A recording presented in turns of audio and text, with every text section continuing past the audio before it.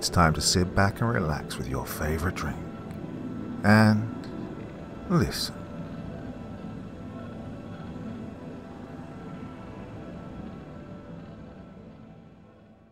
Welcome to this latest Stories Told in the Pouring Rain video.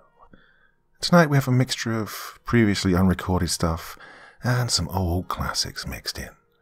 Now the aim of this video is to help you get off to a relaxing night's sleep, so the rainstorm sounds are mixed quite high. And before we get to the stories, I want to do a little something to help you get relaxed and in the mood. This is known as the body scan meditation. Now, I want you to try this. Feel your feet on the ground right now. In your shoes or without, it doesn't really matter.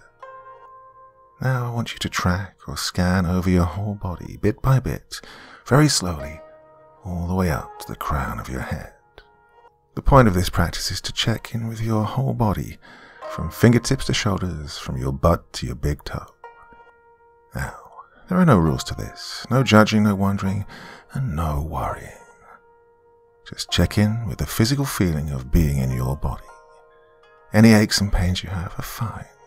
You don't have to do anything about anything right now. All you're doing is noticing. Now I want you to begin to focus your attention on different parts of your body. You can choose one particular area or go through a sequence like this. Your toes, your feet, the sole, the heel, the top of the foot, through the legs to the pelvis, the abdomen, lower back, upper back, chest and shoulders, your arms all the way down to the fingers, and the shoulders, the neck, different parts of your face and your head. For each part of the body, I want you to linger for a few moments and notice the different sensations as you're focusing. Now, the moment you notice that your mind's wandered, return your attention to the part of the body you last remember. Now, if you find yourself falling asleep already, that's okay. When you realize you've been nodding off, take a deep breath to help you reawaken if you want, or perhaps just go to sleep. When you're ready, return your attention back to the part of the body you last remember focusing on, and continue. For those of you not asleep already, welcome to 4 hours of stories told in the pouring rain. And we begin with The Haunted Burglar. Anthony Ross doubtless had the oddest and most complex temperament that ever assured the success of burglary as a business. This fact is mentioned in order that those who choose may employ it as an explanation of the extraordinary ideas that entered his head and gave a strangely tragic character to his career. Though ignorant, the man had an uncommonly fine mind in certain aspects. Thus it happened that, while lacking moral perception, he cherished an artistic pride in the smooth, elegant, and finished conduct of his work. Hence a blunder on his part invariably filled him with grief and humiliation, and it was the steadily increasing recurrence of these errors that finally impelled him to make a deliberate analysis of his case. Among the stupid acts with which he charged himself was the murder of the banker Uriah Matson, a feeble old man whom a simple choking or a sufficient tap on the skull would have rendered helpless.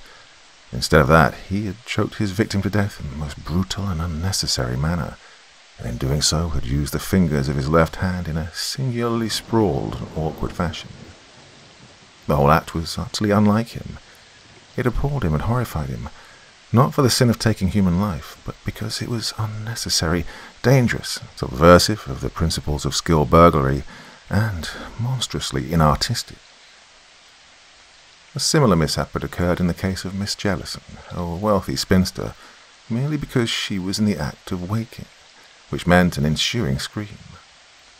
In this case, as in the other, he was unspeakably shocked to discover that the fatal choking had been done by the left hand, with sprawled and awkward fingers, and with a savage ferocity entirely uncalled for by his peril. In setting himself to analyze these incongruous and revolting things, he dragged forth from his memory numerous other acts, unlike those two in detail, but similar to them in spirit. Thus, in a fit of passionate anger, the whimpering of an infant, he had flung it brutally against the wall. Another time he was nearly discovered through the needless torturing of a cat, whose cries set pursuers at his heels. These and other insane, inartistic and ferocious acts he arrayed for serious analysis. Finally, the realization burst upon him that all his aberrations of conduct had proceeded from his left hand and arm. Search his recollection ever so diligently, he could not recall a single instance wherein his right hand had failed to proceed on perfectly fine, sure and artistic lines.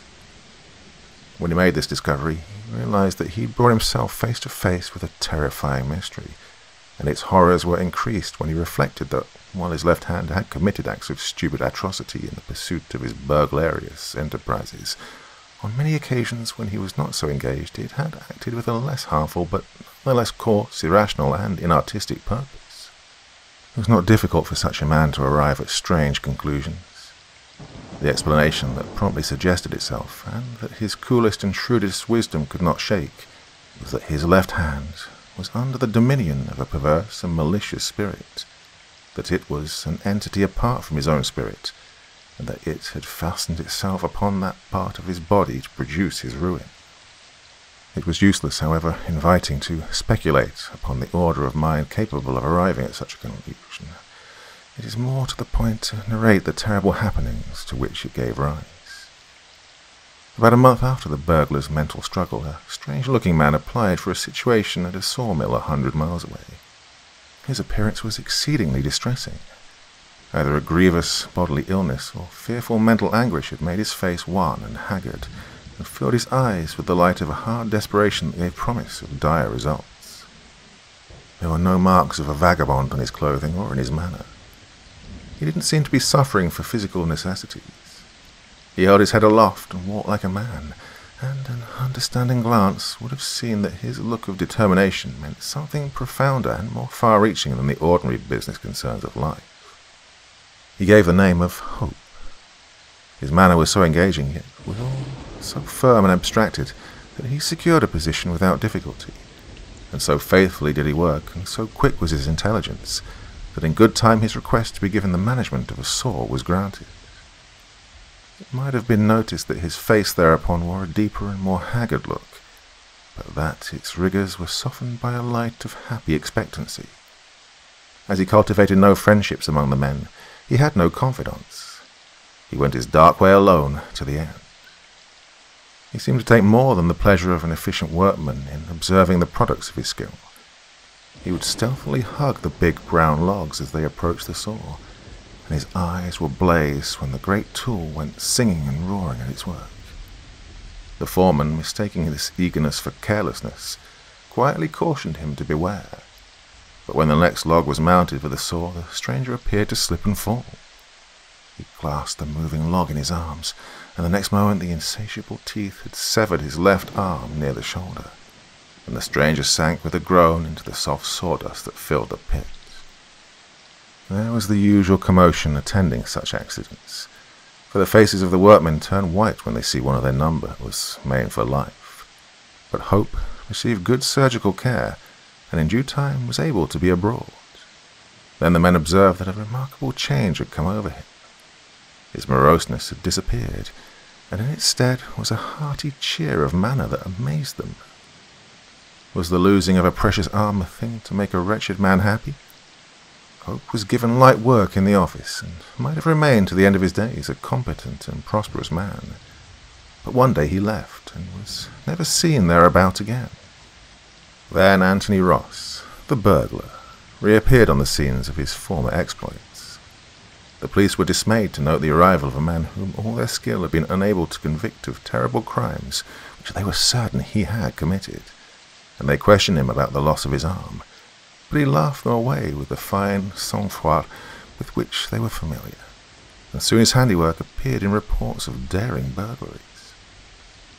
A watch of extraordinary care and minuteness was set upon him, but that availed nothing until a singular thing occurred to baffle the officers beyond measure.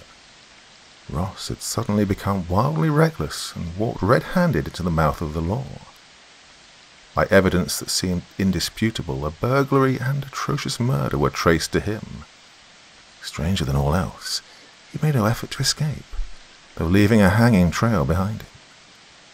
When the officers overhauled him, they found him in a state of utter dejection, wholly different from the light-hearted bearing that had characterized him ever since he'd returned without his left arm.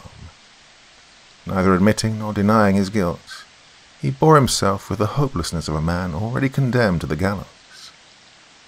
Even when he was brought before a jury and placed on trial, he made no fight for his life. Although possessed of abundant means, he refused to employ an attorney and treated with scant courtesy the one assigned him by the judge.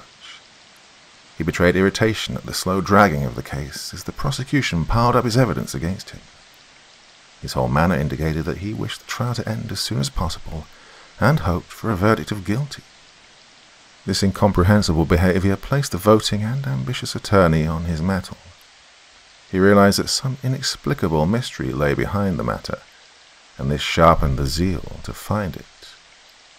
He plied his client with all manner of questions and tried in all ways to secure his confidence. Ross remained sullen, morose, and wholly given over to despairing resignation. The young lawyer had made a wonderful discovery, which he at first felt confident would clear the prisoner, but any mention of it to Ross would only throw him into a violent passion and cause him to tremble as with palsy. His conduct on such occasions was terrible beyond measure. He seemed utterly beside himself, and thus his attorney had become convinced of the man's insanity. The trouble in proving it was that he dared not mention his discovery to others, and that Ross exhibited no signs of mania unless that one subject was broached. The prosecution made out a case that looked impregnable, and this fact seemed to fill the prisoner with peace. The young lawyer for the defense had summoned a number of witnesses, but in the end he used only one. His opening statement to the jury was merely that it was a physical impossibility for the prisoner to have committed the murder, which was done by choking. Ross made a frantic attempt to stop him from putting forth that defense, and from the dock wildly denounced it as a lie. The young lawyer nevertheless proceeded with what he deemed his duty to his unwilling client. He called a photographer and had him produce a large picture of the murdered man's face and neck. It proved that the portrait was that of the person whom Ross was charged with having killed. As he approached the climax of the scene, Ross became entirely ungovernable in his frantic efforts to stop the introduction of the evidence, and so it became necessary to bind and gag him and strap him to the chair. When quiet was restored, the lawyer handed the photograph to the jury and quietly remarked, "You may see for yourselves that the choking was done with the left hand, and you have observed that my client has no such member." He was unmistakably right. The imprint of the thumb and fingers, forced into the flesh in a singularly ferocious, sprawling and awkward manner, was shown in the photograph with absolute clearness. The prosecution, taken wholly by surprise, blustered and made attempts to assail the evidence, but without success.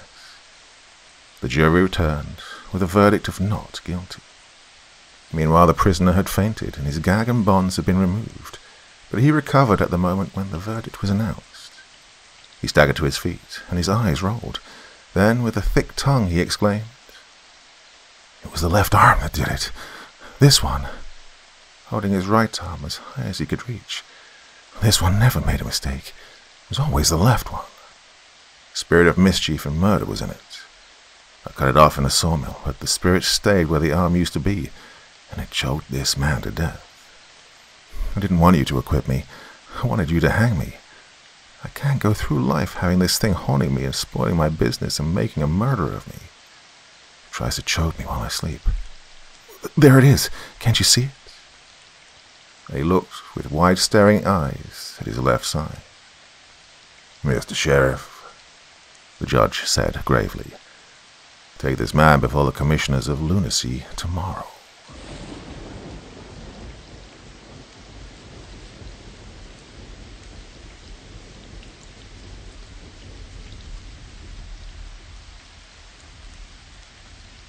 Across the moors. It really was most unfortunate. Peggy had a temperature of nearly 100 and a pain in her side, and Mrs. Workington Bancroft knew that it was appendicitis. But there was no one whom she could send for the doctor. James had gone with the jaunting car to meet her husband, who had at last managed to get away for a week's shooting. Adolphe she'd sent to the Evershams only half an hour before, with a note for Lady Eva. The cook could not manage to walk, even if dinner could be served without her. Kate, as usual, was not to be trusted. And there remained Miss Craig. "Of course, you must see that Peggy is really ill," said she, as the governess came into the room in answer to her summons. "The difficulty is that there is absolutely no one whom I can send for the doctor." Mrs. Workington Bancroft paused. She was always willing that those beneath her should have the privilege of offering the services which it was her right to command. "So, perhaps, Miss Craig," she went on, "you wouldn't mind walking over to Tebbit's farm. I hear there's a Liverpool doctor staying there. Of course I know nothing about him, but we must take the risk, and I expect he'll be only too glad to be earning something during his holiday. It's nearly 4 miles away, I know, and I'd never dream of asking you, if it was not that I dread appendicitis so." "Very well," said Miss Craig. "I suppose I must go, but I don't know the way." "Oh, you can't miss it," said Mrs. Workington Bancroft, in her anxiety temporarily forgiving the obvious unwillingness of her governess's consent. "You follow the road across the moor for 2 miles, until you come to Redman's Cross. You turn to the left there, and follow a rough path that leads through a large plantation, and Tebbit's farm lies just below you in the valley. Oh, and take Pontiff with you," she added, as the girl left the room. "There's absolutely nothing to be afraid of, but I expect you'll feel happier with the dog." "Well, miss," said the cook, when Miss Craig went into the kitchen to get her boots, which had been drying by the fire. "Of course she knows best, but I don't think it's right that, after all that's happened, for the mistress to send you across the moors on a night like this. It's not as if the doctor could do anything for Miss Margaret if you do bring it. Every child is like that once in a while. He'll only say, 'Put her to bed,' and she's there already." "Oh, I don't see what there is to be afraid of, cook," said Miss Craig as she laced her boots, "unless you believe in ghosts." "Oh, I'm not so sure about that. Anyhow, I don't like sleeping in a bed where the sheets are too short for you to pull them over your head. But don't you be frightened, miss. It's my belief that their bark is worse than their bite." But though Miss Craig amused herself for some minutes by trying to imagine the bark of a ghost, a thing altogether different from the classical ghostly bark, she didn't feel entirely at ease. She was naturally nervous, and living as she did in the hinterland of the servants' hall, she'd heard vague details of true stories that were only myths in the drawing-room. The very name of Redman's Cross sent a shiver through her. It must have been the place where that horrid murder was committed. She'd forgotten the tale, though she remembered the name. Her first disaster came soon enough. Pontiff, who was naturally slow-witted, took more than 5 minutes to find out that it was only the governess he was escorting. But once the discovery had been made, he promptly turned tail, paying not the slightest heed to Miss Craig's feeble whistle. And then, to add to her discomfort, the rain came, not in heavy drops, but driving in sheets of thin spray that blotted out what few landmarks there were upon the moor. They were very kind at Tebbit's farm. The doctor had gone back to Liverpool the day before, but Mrs. Tebbit gave her hot milk and turf cakes, and had ordered her reluctant son to show Miss Craig a shorter path onto the moor, one that avoided the larch wood. Oh, he was a monosyllabic youth, but his presence was cheering, and she felt the night doubly black when he left her at the last gate. She trudged on wearily. Her thoughts had already gone back to the almost exhausted theme of the bark of ghosts, when she heard steps on the road behind her that were at least material. Next minute the figure of a man appeared. Miss Craig was relieved to see that the stranger was a clergyman. He raised his hat. "Oh, I believe we're both going in the same direction," he said.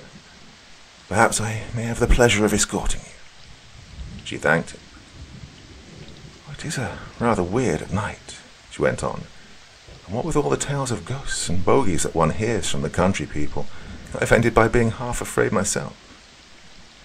"Oh, I can understand your nervousness," he said, "especially on a night like this. I used to, at one time, feel the same, for my work often meant lonely walks across the moor to farms which were only reached by rough tracks, difficult enough to find even in the daytime." "And you never saw anything to frighten you? Nothing immaterial, I mean?" "I can't really say that I did. But I had an experience 11 years ago which served as a turning point in my life. And since you seem to be now in much the same state of mind I was then, I'll tell you. The time of year was late September. I'd been over to Westendale to see an old woman who was dying, and then, just as I was about to start on my way home, word came to me of another of my parishioners who'd been suddenly taken ill only that morning. It was after 7 when at last I started. A farmer saw me on the way, turning back when I reached the moor road. The sunset the previous evening had been one of the most lovely I ever remember seeing. The whole vault of heaven had been scattered with flakes of white cloud, tipped with rosy pink like the strewn petals of a full-blown rose. But that night, all was changed. The sky was an absolutely dull slate color, except in one corner of the west where a thin rift showed the last saffron tint of the sullen sunset. As I walked, stiff and footsore, my spirits sank. It must have been the marked contrast between the 2 evenings, the one so lovely, so full of promise. The corn was still out in the fields, spoiling for fine weather, and the other so gloomy, so sad with all the dead weight of autumn and winter days to come.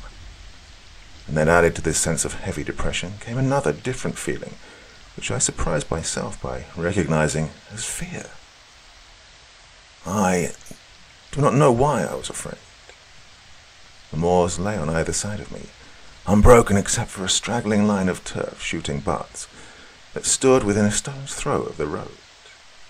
The only sound I heard for the last half hour was the cry of the startled grouse. Go back, go back, go back.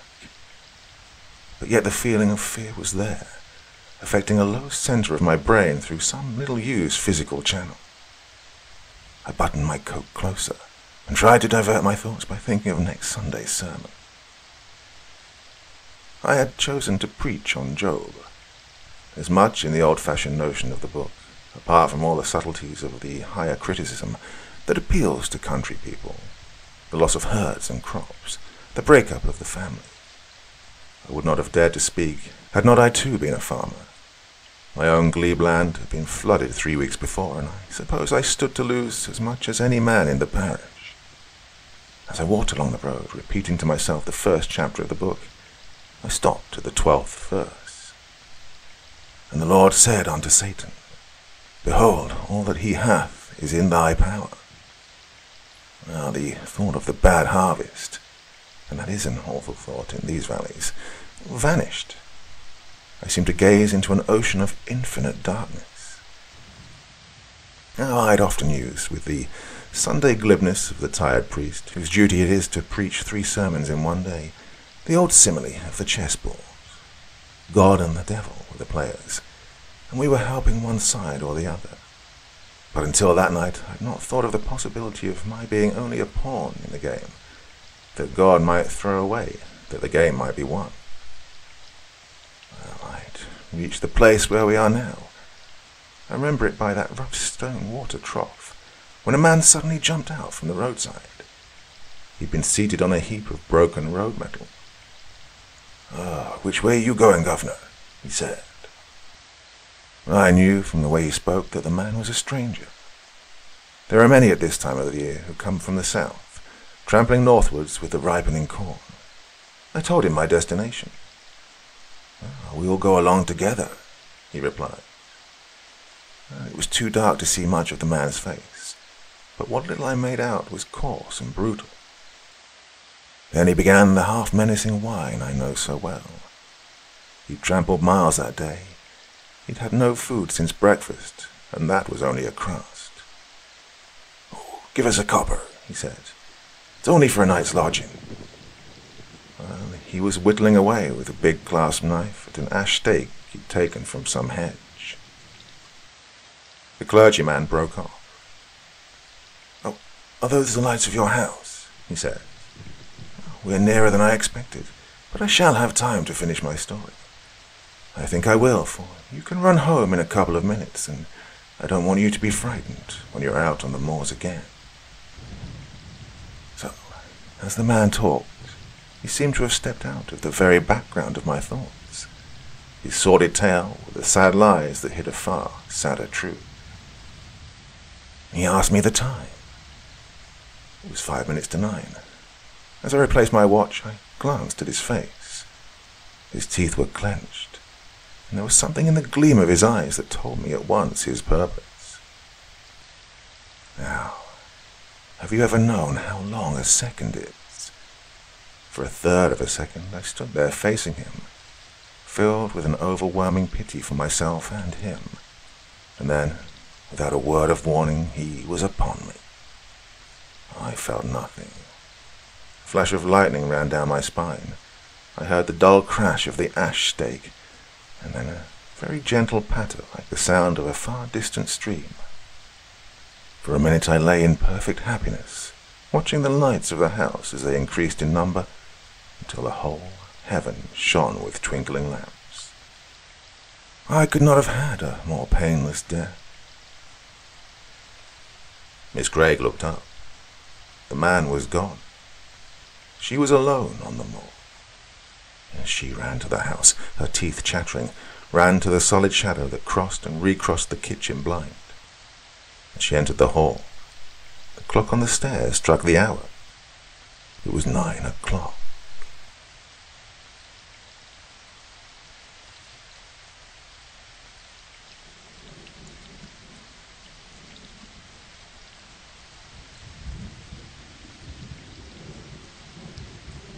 It's the material, said the old ship's doctor. The material plus the conditions and, maybe, he added slowly, a third factor. Yes, a third factor, but they're... He broke off his half-meditative sentence and began to charge his pipe. Go on, Doctor, we said encouragingly, and with more than a little expectancy. We were in the smoke room of the Sandelay, running across the North Atlantic, and the doctor was a character. He concluded the charging of his pipe and lit it, and then settled himself, and began to express himself more fully. The material, he said with conviction, is inevitably the medium of expression of the life force, the fulcrum, as it were, lacking which it is unable to exert itself, or indeed to express itself in any form or fashion that would be intelligible or evident to us. So potent is the share of the material in the production of that thing which we name life, and so eager the life force to express itself, that I'm convinced it would, if given the right conditions, make itself manifest even through so hopeless-seeming a medium as a simple block of sawn wood. For I tell you, gentlemen, the life force is both as fiercely urgent and as indiscriminate as fire, the destructor, yet which some are now growing to consider the very essence of life rampant. There's a quaint-seeming paradox there, he concluded, nodding his old grey head. Yes, Doctor, I said. In brief, your argument is that life is a thing, state, fact, or element, call it what you like, which requires the material through which to manifest itself, and that given the material plus the conditions, the result is life. In other words, that life is an evolved product, manifested through matter and bred of conditions, eh? As we understand the word, said the old doctor. Though, mind you, there may be a third factor. But, in my heart, I believe that it's a matter of chemistry, conditions in a suitable medium. But given the conditions, the brute is so almighty that it will seize upon anything through which to manifest itself. It is a force generated by conditions, but nevertheless this does not bring us one iota nearer to its explanation, any more than to the explanation of electricity or fire. They are, all three, of the outer forces, monsters of the void. Nothing we can do will create any one of them. Our power is merely to be able, by providing the conditions, to make each one of them manifest to our physical senses. Am I clear? Yes, Doctor. In a way you are, I said. But I don't agree with you, though I think I understand you. Electricity and fire are both what I call natural things, but life is an abstract something, a kind of all-permeating wakefulness. Oh, I can't explain it. Who could? but it is spiritual, not just a thing bred out of a condition like fire, as you say, or electricity. It is a horrible thought of yours. Life's a kind of spiritual mystery. Ah, easy, my boy, said the old doctor, laughing gently to himself. Or else I may be asking you to demonstrate the spiritual mystery of life, of the limpet or the crab, shall we say. He grinned at me with ineffable perverseness. Anyway, he continued, as I suppose you've all guessed, I've a yarn to tell you in support of my impression that life is no more a mystery or a miracle than fire or electricity. But please to remember, gentlemen, that because we've succeeded in naming and making good use of these two forces, they are just as much mysteries, fundamentally now, as ever. And, anyway, the thing I'm going to tell you won't explain the mystery of life, but only give you one of my pegs on which I hang my feeling that life is, as I've said, a force made manifest through conditions. That is to say, natural chemistry, and that it can take for its purpose and need the most incredible and unlikely matter. For without matter it cannot come into existence. It cannot become manifest. Oh, I don't agree with you, Doctor, I interrupted. Your theory would destroy all belief in life after death. It would...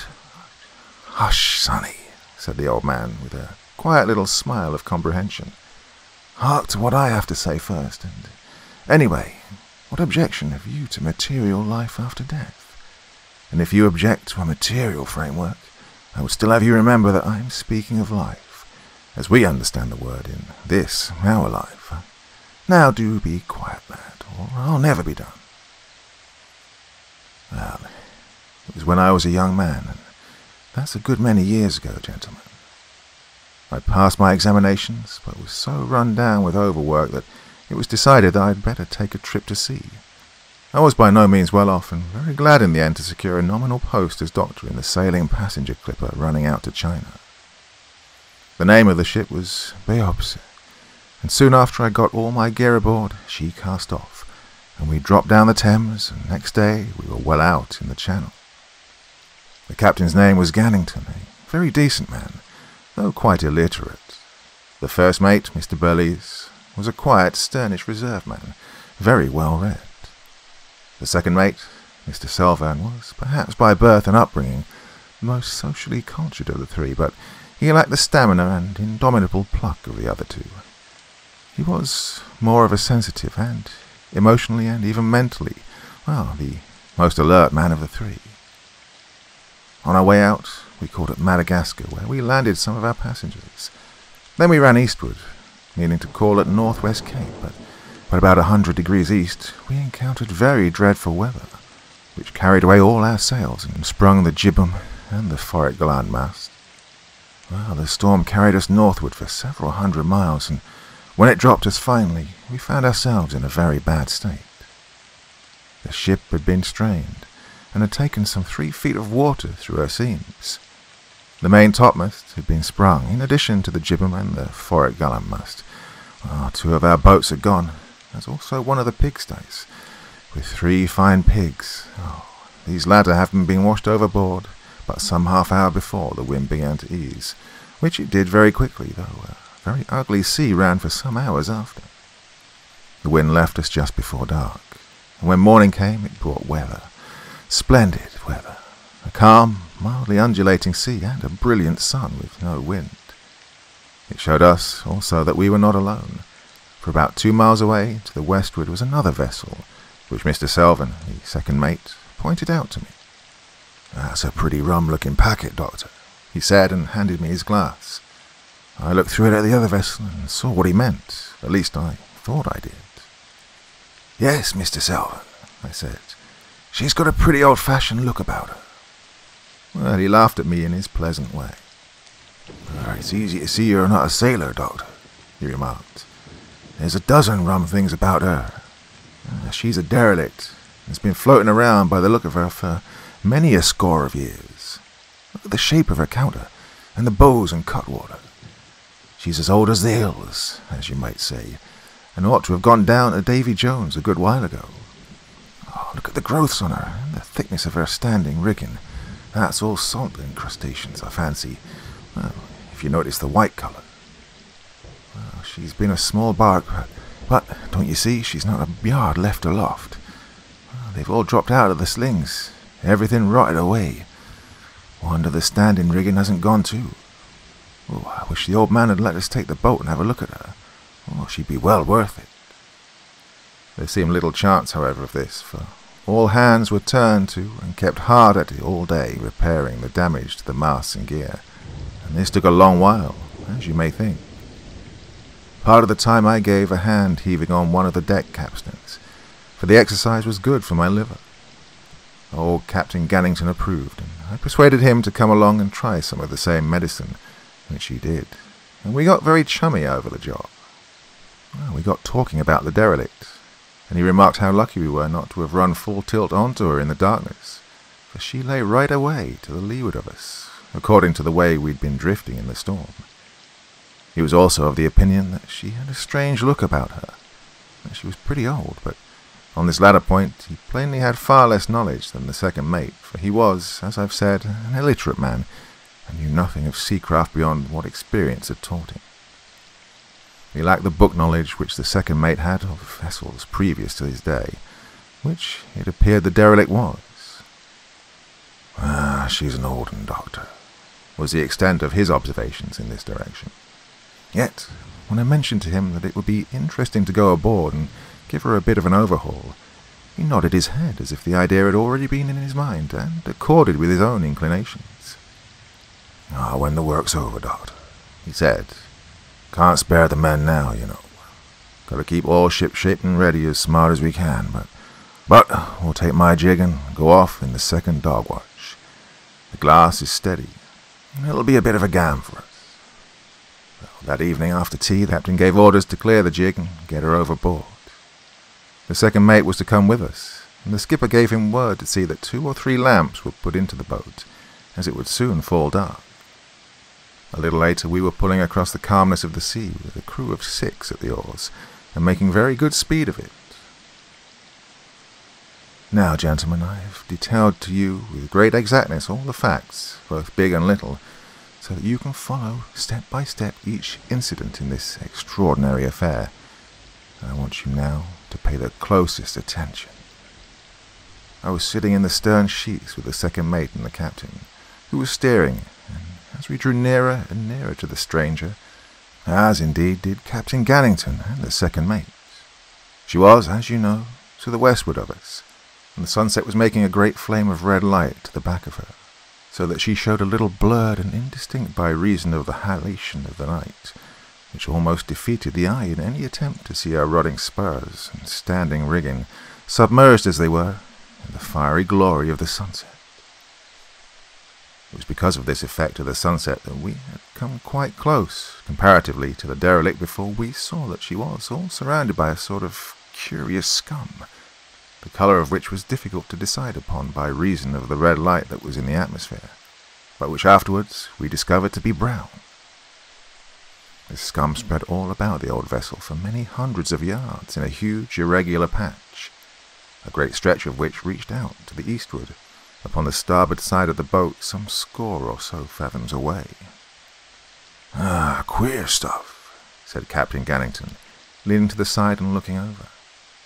Something in the cargo was gone rotten, and worked out through her seams. Look at her bows and stern, said the second mate. Just look at the growth on her. There were, as he said, great clumpings of strange-looking sea fungi under the bows and the short counter astern. From the stump of her jibboom and the cutwater great beards of rime and marine growths hung downward into the scum that held her in. Her blank starboard side was presented to us, all a dead, dirtyish white, streaked and mottled vaguely with dull masses of heavier colour. There's a steam or haze rising off her, said the second mate, speaking again. You can see it against the light. Ooh, it keeps coming and going. Look! Well, I saw then what he meant. A faint haze or steam, either suspended above the old vessel or rising from her. And Captain Gannington saw it also. Spontaneous combustion, he exclaimed. We'll have to watch when he lift the hatches, unless it's some poor devil that's got aboard of her. But that ain't likely. We were now within a couple of 100 yards of the old derelict, and had entered into the brown scum. As it poured off the lifted oars, I heard one of the men mutter to himself, "Oh, damn treacle." And indeed it was not something unlike it. As the boat continued to forge nearer and nearer to the old ship, the scum grew thicker and thicker, so that, at last, it perceptibly slowed us down. "Give way, lads. Put some beef into it," sang out Captain Gannington. And thereafter there was no sound except the panting of men and the faint, reiterated suck, suck, of the sullen brown scum upon the oars as the boat was forced ahead. As we went, I was conscious of a peculiar smell in the evening air, and whilst I had no doubt that the putting of the scum by the oars made it rise, I could give no name to it. Yet in a way it was vaguely familiar. We were now very close to the old vessel, and presently she was high about us against the dying light. The captain called out then to "In with the boat oars and stand by the boat hook," which was done. "Aboard there! Ahoy! Aboard there! Ahoy!" shouted Captain Gannington, but there came no answer. Only the dull sound of his voice going lost into the open sea, each time he sung out. "Ahoy aboard there! Ahoy!" he shouted time after time, but there was only the weary silence of the old hulk that answered us, and somehow as he shouted, the while that I stared up half expectantly at her, a queer little sense of oppression, that amounted almost to nervousness, came upon me. It passed, but I remember how I was suddenly aware that it was growing dark. Now, darkness comes fairly rapidly in the tropics, though not so quickly as many fiction writers seem to think. But it was not that the coming dusk had perceptibly deepened in that brief time of only a few moments, but rather that my nerves had made me suddenly a little hypersensitive. Now, I mention my state particularly, for I'm not a nervy man normally, and my abrupt touch of nerves is significant in light of what happened. "There's no one on board there," said Captain Gannington. "Give way, men." For the boat's crew had instinctively rested on their oars as the captain hailed the old craft. The men gave way again, and then the second mate called out excitedly, "Oi, look there! There's our pigsty. See, it's got biopsy painted on the end. Oh, it's drifted down here and the scum's caught it. Oh, what a blessed wonder." It was, as he said, our pigsty that had been washed overboard in the storm, and most extraordinary to come across it there. "We'll tow it off with us when we go," said the captain, and shouted to the crew to get down to their oars, for they were hardly moving the boat, because the scum was so thick close in around the old ship that it literally clogged the boat from moving. I remember that it struck me, in a half-conscious sort of way, as curious that the pigsty, containing our 3 dead pigs, had managed to drift in so far unaided, whilst we could scarcely manage to force the boat in, now that we'd come right into the scum. But the thought passed from my mind, for so many things happened within the next few minutes. The man managed to bring the boat in alongside, within a couple of feet of the derelict, and the man with the boat hook hooked on. "Have you got hold there, for'ard?" asked Captain Gannington. "Yes, sir," said the bowman, and as he spoke, there came a queer noise of tearing. "What's that?" said the captain. "It's tore, sir. Tore clean away," said the man, and his tone showed that he had received something of a shock. "Oh, get a hold again, then," said Captain Gannington irritably. "Don't suppose this packet was built yesterday. Shove the hook into the main chains." The man did so gingerly, as you might say, for it seemed to me, in the growing dusk, that he put no strain onto the hook, though of course there was no need. You could see the boat could not go very far of herself, in the stuff in which she was embedded. I remember thinking this, also, as I looked up at the bulging side of the old vessel, and then I heard Captain Gannington's voice. "Lord, but she's old. And what a colour, Doctor. Oh, she don't want half a pint, do she? Now then, somebody, one of them oars." An oar was passed to him, and he leant it up against the ancient, bulging side. Then he paused and called to the second mate to light a couple of the lamps and stand by to pass them up, for darkness had settled down now upon the sea. The second mate lit 2 of the lamps and told one of the men to light a third and keep it handy in the boat, and then he stepped across, with a lamp in each hand, to where Captain Gannington stood by the oar against the side of the ship. "Now, my lad," said the captain to the man who had pulled the stroke, "up with you, and I'll pass you up the lamps." Well, the man jumped to obey, caught the oar and put his weight upon it, and as he did so, something seemed to give way a little. "Look," cried out the second mate, and pointed, lamp in hand. "It's sunk in." This was true. The oar had made quite an indentation into the bulging, somewhat slimy side of the old vessel. "Mould, I reckon," said Captain Gannington, bending towards the derelict to look, and then to the man. "Up you go, my lad, and be smart. Don't stand there waiting." At that, the man, who had paused a moment as he felt the oar give beneath his weight, began to shin up, and in a few seconds he was aboard, and leant out over the rail for the lamps. These were passed up to him, and the captain called to him to steady the oar. And then Captain Gannington went, calling for me to follow, and after me the second mate. And as the captain put his face over the rail, he gave a cry of astonishment. "Mould, by gum! Mould! Tons of it! Oh, good Lord!" As I heard him shout that, I scrambled the more eagerly after him, and in a moment or two I was able to see what he meant. Everywhere that the light from the 2 lamps struck, there was nothing but smooth, great masses and surfaces of a dirty white-coloured mould. I climbed over the rail, with the second mate close behind, and stood upon the mould-covered decks. Well, there might have been no planking beneath the mould, for all that our feet could feel. It gave way under our tread with a spongy, puddingy feel. It covered the deck furniture of the old ship so that the shape of each article and fitment was often no more than suggested through it. Captain Gannington snatched a lamp from the man, and the second mate reached for the other. They held the lamps high, and we all stared. It was most extraordinary, and somehow most abominable.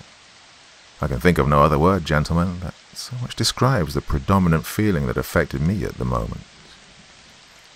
"Good Lord," said Captain Gannington several times. "Good Lord." But neither the second mate nor the man said anything, and, for my part, I just stared, and at the same time began to smell a little at the air, for there was a vague odour of something half familiar that somehow brought to me a sense of half-known fright.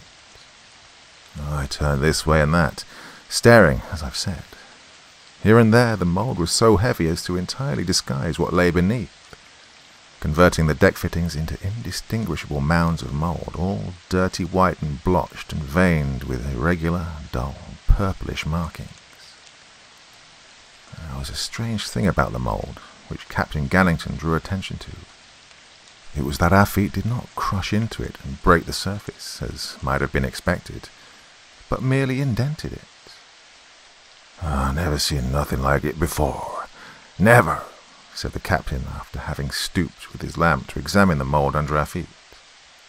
He stamped with his heel, and the mould gave out a dull, puddingy sound. He stooped again, and with a quick movement, stared, holding the lamp close to the deck. "Oh, blessed if it ain't a regular skin to it." The second mate and the man and I all stooped and looked at it. The second mate prodded it with his forefinger, and I remember I rapped it several times with my knuckles, listening to the dead sound it gave out, and noticing the close, firm texture of the mould. "Oh," the second mate said. "Oh, it's just like blessed dough. Oof." He stood up with a quick movement. "Oh, I could fancy it stinks a bit," he said. As he said this, I knew, suddenly, what the familiar thing was in the vague odour that hung about us. It was that the smell had something animal-like in it. Something of the same smell, only heavier, that you would smell in any place that's infested with mice. I began to look about with a sudden, very real uneasiness.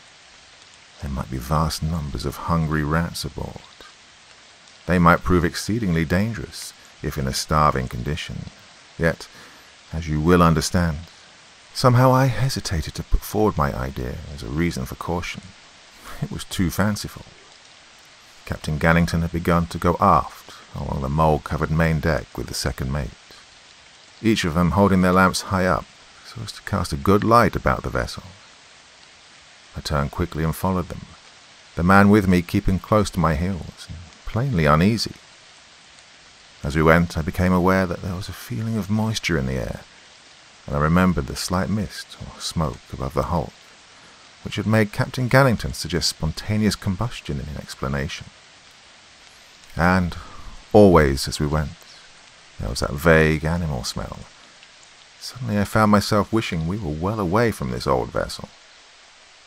Abruptly, after a few paces, the captain stopped and pointed at a row of mould-hidden shapes on each side of the main deck. "Guns," he said. "Been a privateer in the old days, I guess. Maybe worse. Well, we'll have a look below, Doctor. There may be something worth touching. Well, she's older than I thought. Mr. Selvin thinks she's about 200 years old, but I scarce think it." While we continued our way aft, I remember that I found myself walking as lightly and gingerly as possible, as if I were subconsciously afraid of treading through the rotten, mould-hid decks. I think the others had a touch of the same feeling from the way they were walking. Occasionally, the soft stuff would grip on our heels, releasing them with a little sullen suck. The captain forged somewhat ahead of the second mate, and I know that the suggestion he'd made himself that perhaps there might be something below worth carrying away had stimulated his imagination. The second mate was, however, beginning to feel somewhat the same way I did. At least, I have that impression. I think if it had not been for what I might truly describe as Captain Gannington's sturdy courage, we should all of us have just gone back over the side very soon, for there was most certainly an unwholesome feeling abroad that made one feel queerly lacking in pluck, and you'll soon see that this feeling was justified. Just as the captain reached the few mould-covered steps leading up onto the short half-poop, I was suddenly aware that the feeling of moisture in the air had grown very much more definite. It was perceptible now, intermittently, as a sort of thin, moist, fog-like vapour that came and went oddly, and seemed to make the decks a little indistinct to the view, this time and that. Once an odd puff of it beat up suddenly from somewhere and caught me in the face, carrying a queer, sickly heavy odour with it that somehow frightened me strangely with a suggestion of waiting and half-comprehended danger. We'd followed Captain Gannington up the 3 mould-covered steps, and now went slowly along the raised afterdeck. By the mizzenmast, Captain Gannington paused, and held his lantern near to it. "My word, mister," he said to the second mate, "it's fair thickened up with mould. Why, I'll guarantee it's close on 4 foot thick." He shone the light down to where it met the deck. "Oh, good Lord," he said. "Look at the sea lice on it." They stepped up, and it was as he'd said. The sea lice were thick upon it, some of them huge, not less than the size of large beetles, and all a clear, colourless shade, like water, except there were little spots of grey on them. "I've never seen the like of 'em, except on a live cod," said Captain Gannington in an extremely puzzled voice. "My word, but they're whoppers." Then he passed on, but a few paces farther aft he stopped again, and held his lamp near to the mould-hidden deck. "Oh, Lord bless me, Doctor," he called out in a low voice. "Did you ever see the like of that? Why, it's a foot long if it's an inch." I stooped over his shoulder and saw what he meant. It was a clear, colourless creature about a foot long and about 8 inches high, with a curved back that was extraordinarily narrow. As we stared, all in a group, it gave a queer little flick and was gone. "Jumped," said the captain. "Well, if that ain't a giant of all the sea lice that I have ever seen. I guess it's jumped 20 foot clear." He straightened his back and scratched his head a moment, swinging the lantern this way and that with the other hand and staring about us. "What are they doing aboard here?" he said. "Oh, you'll see 'em. Little things, on fat cod and such like. I'm blowed, Doctor, if I understand." He held his lamp towards a big mound of the mould that occupied part of the after portion of the lower poop deck, a little foreside of where there came a 2-foot-high break to a kind of second and loftier poop that ran aft to the taffrail. The mound was pretty big, several feet across, and more than a yard high. Captain Gannington walked up to it. "I reckon this is the skull," he remarked, and gave it a heavy kick. The only result was a deep indentation to the huge whitish lump of mould, as if he'd driven his foot into a mass of some doughy substance. Yet I'm not altogether correct in saying that this was the only result, for a certain other thing happened. From the place made by the captain's foot there came a sudden gush of a purplish fluid, accompanied by a peculiar smell that was, and was not, half familiar. Some of the mould-like substance had stuck to the toe of the captain's boot, and from this likewise there issued a sweat, as it were, of the same colour. "Well?" said Captain Gannington in surprise, and drew back his foot to make another kick at the hump of mould. But he paused at an exclamation from the second mate. "Oh, don't, sir," said the second mate. I glanced at him, and the light from Captain Gannington's lamp showed me that his face had a bewildered, half-frightened look, as if he were suddenly and unexpectedly half afraid of something, and as if his tongue had given way his sudden fright, without any intention on his part to speak. The captain also turned and stared at him. "Why, mister?" he asked in a somewhat puzzled voice, through which there sounded just the vaguest hint of annoyance. "We've got to shift this mug if we're to get below." I looked at the second mate, and it seemed to me that, curiously enough, he was listening less to the captain than to some other sound. Suddenly he said, in a queer voice, "Listen, everybody." Yet we heard nothing, beyond the faint murmur of the men talking together in the boat alongside. I don't hear nothing," said Captain Gannington after a short pause. "Do you, Doctor?" "No," I said. "What was it you thought you heard?" the captain, turning again to the second mate. But the second mate shook his head in a curious, almost irritable way, as if the captain's question interrupted his listening. Captain Gannington stared a moment at him, then held his lantern up and glanced about him almost uneasily. Oh, I know I felt a queer sense of strain, but the light showed nothing beyond the greyish, dirty white of the mould in all directions. "Mr. Selvern," said the captain at last, looking at him, "don't get fancying things. Get hold of your bloomin' self. You know you heard nothing." "I'm quite sure I heard something, sir," said the second mate. "I seem to hear—" He broke off sharply and appeared to listen with an almost painful intensity. "What did it sound like?" I asked. "It's all right, Doctor," said Captain Gannington, laughing gently. "You can give him a tonic when we get back. I'm going to shift this stuff." He drew back and kicked for a second time at the ugly mass which he'd taken to hide the companionway. The result of his kick was startling, for the whole thing wobbled sloppily, like a mound of unhealthy-looking jelly. He drew his foot out of it quickly, took a step backward, staring and holding his lamp towards it. "By gum," he said, and it was plain that he was generally startled. "The blessed thing's gone soft." Well, the man had run back several steps from the suddenly flaccid mound, and looking horribly frightened, though of what I'm sure he had not the least idea. The second mate stood where he was and stared. And for my part, I know I had a most hideous uneasiness upon me. The captain continued to hold his light towards the wobbling mound and stare. "It's gone all squashy through," he said. "There's no skull there, There's no bally woodwork inside that lot. Ooh, what a rum smell. He walked round to the after side of the strange mound to see whether there might be some signs of an opening into the hull at the back of the great heap of mould stuff. And then, "Listen," said the second mate again, in the strangest sort of voice. Captain Gallington straightened himself upright, and there succeeded a pause of the most intense quietness, in which there was not even the hum of talk from the men alongside in the boat. We all heard it.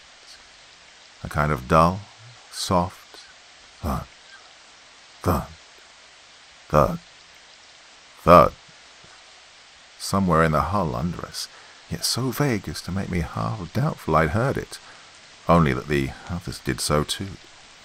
Captain Gallington turned suddenly to where the man stood. "Tell them," he began. But the fellow cried out something and pointed.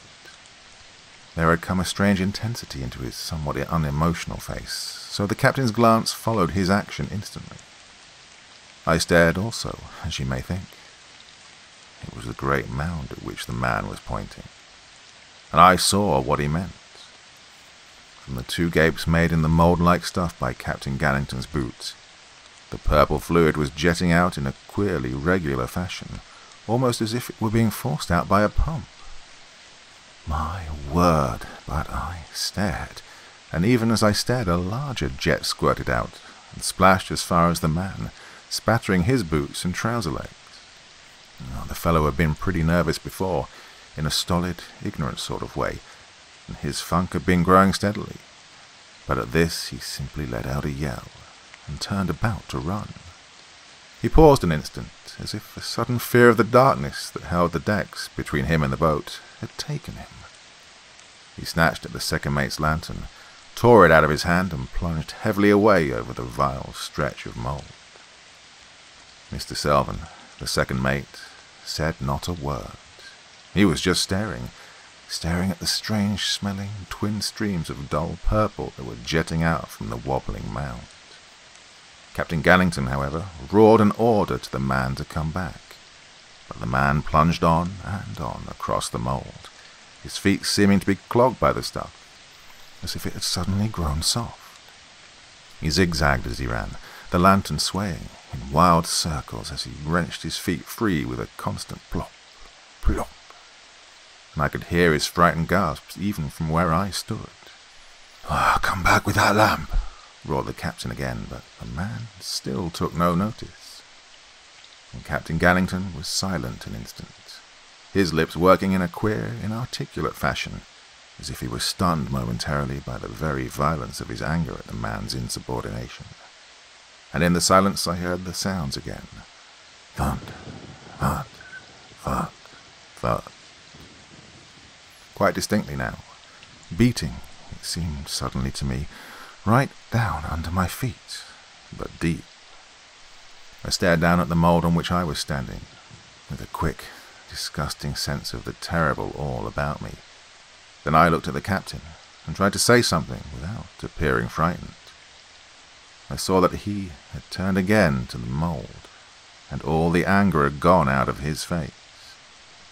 He held out his lamp towards the mound and was listening. There was another moment of absolute silence.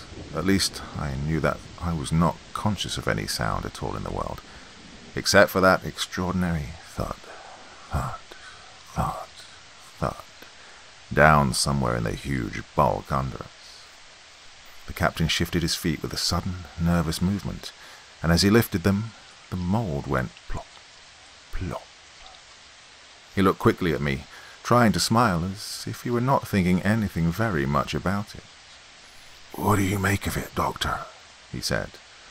I think," I began, but the second mate interrupted with a single word, his voice pitched a little high, in a tone that made us both stare instantly at him. "Look," he said, and pointed at the mound. The thing was all of a slow quiver. A strange ripple ran outward from it, along the deck, like you'd see a ripple run inshore out of a calm sea. It reached a mound a little foreside of us, which I'd supposed to be the cabin skylight. and in a moment the second mound sank nearly level with the surrounding decks, quivering floppily in a most extraordinary fashion. A sudden quick tremor took the mould right under the second mate, and he gave out a hoarse little cry and held his arms out on each side of him to keep his balance. The tremor in the mould spread, and Captain Gannington swayed and spread out his feet with a sudden curse of fright. The second mate jumped across to him and caught him by the wrist. "The boat, sir," he said, saying the very thing that I lacked the pluck to say. "For God's sake." But he never finished, for a tremendous hoarse scream cut off his words. They hove themselves round and looked. I could see without turning. The man who'd run from us was standing in the waist of the ship, about a fathom from the starboard bulwarks. He was swaying from side to side and screaming in a dreadful fashion. He appeared to be trying to lift his feet, and the light from his swaying lantern showed an almost incredible sight. All about him the mould was in active movement. His feet had sunk out of sight. The stuff appeared to be lapping at his legs, and abruptly his bare flesh showed. The hideous stuff had rent his trouser leg away as if it were paper. He gave out a simply sickening scream, and, with a vast effort, wrenched one leg free. It was partly destroyed. The next instant, he pitched face downward, and the stuff heaped itself upon him as if it were actually alive, with a dreadful, severe life. It was simply infernal.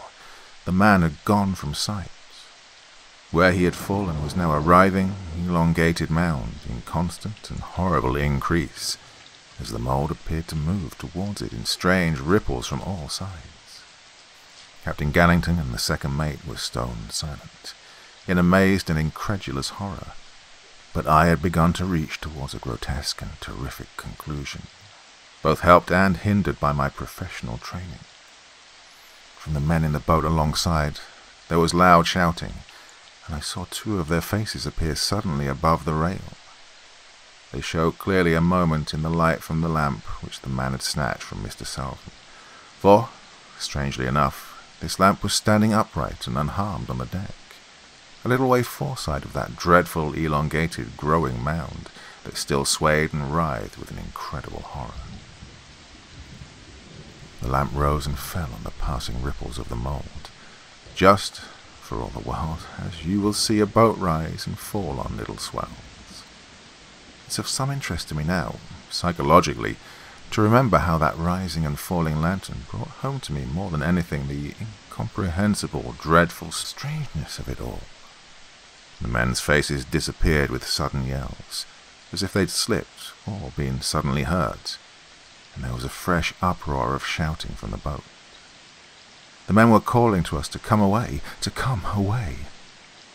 In the same instant, I felt my left boot drawn suddenly and forcibly downward, with a horrible, painful grip. I wrenched it free with a yell of angry fear. Forward of us, I saw the vile surface was all a move, and abruptly I found myself shouting in a queer, frightened voice, "The boat, Captain! The boat, Captain!" Captain Gannington stared round at me, over his right shoulder, in a peculiar dull way that told me he was utterly dazed with bewilderment and the incomprehensibleness of it all. I took a quick, clogged, nervous step towards him and gripped his arm and shook it fiercely. "The boat!" I shouted at him. "The boat! For God's sake, tell the men to bring the boat aft!" Then the mound must have drawn his feet down, for abruptly he bellowed fiercely with terror, his momentary apathy giving place to furious energy. His thick-set, vastly muscular body doubled and writhed with his enormous effort, and he struck out madly, dropping the lantern. He tore his feet free, something ripping as he did so. The reality and necessity of the situation had come upon him brutishly real, and he was roaring to the men in the boat, "Bring the boat aft! Bring her aft! Bring her aft!" The second mate and I were shouting the same thing madly. "For God's sake, be smart, lads," roared the captain, and stooped quickly for his lamp, which still burned. His feet were gripped again, and he hove them out, blaspheming breathlessly and leaping a yard high with his effort. Then he made a run for the side, wrenching his feet free at each step. In the same instant, the second mate cried out something and grabbed at the captain. "He's got a hold of my feet! He's got a hold of my feet!" he screamed. His feet had disappeared up to his boot tops, and Captain Gannington caught him round the waist with his powerful left arm, gave a mighty heave, and the next instant had him free. But both his boot soles had gone. For my part, I jumped madly from foot to foot to avoid the plucking of the mould, and suddenly I made a run for the ship's side. But before I could get there, a queer gape came in the mould between us and the side, at least a couple of feet wide, and how deep I don't know. It closed up in an instant, and all the mould where the cape had been vent into a sort of flurry of horrible ripplings, so that I ran back from it, for I did not dare to put my foot upon it. Then the captain was shouting at me, Aft, Doctor, this way, Doctor, run!" I saw then that he'd passed me and was up on the after-raised portion of the poop.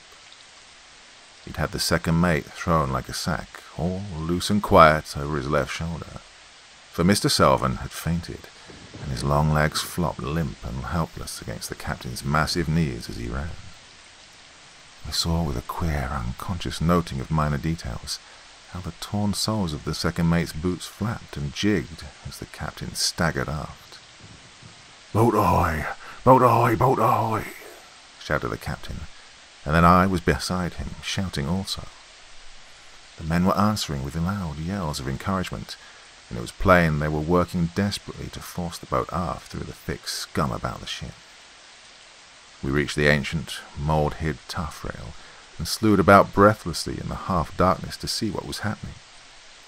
Captain Gannington had left his lantern by the big mound when he picked up the second mate, and as we stood, gasping, we discovered suddenly that all the mould between us and the light was full of movement.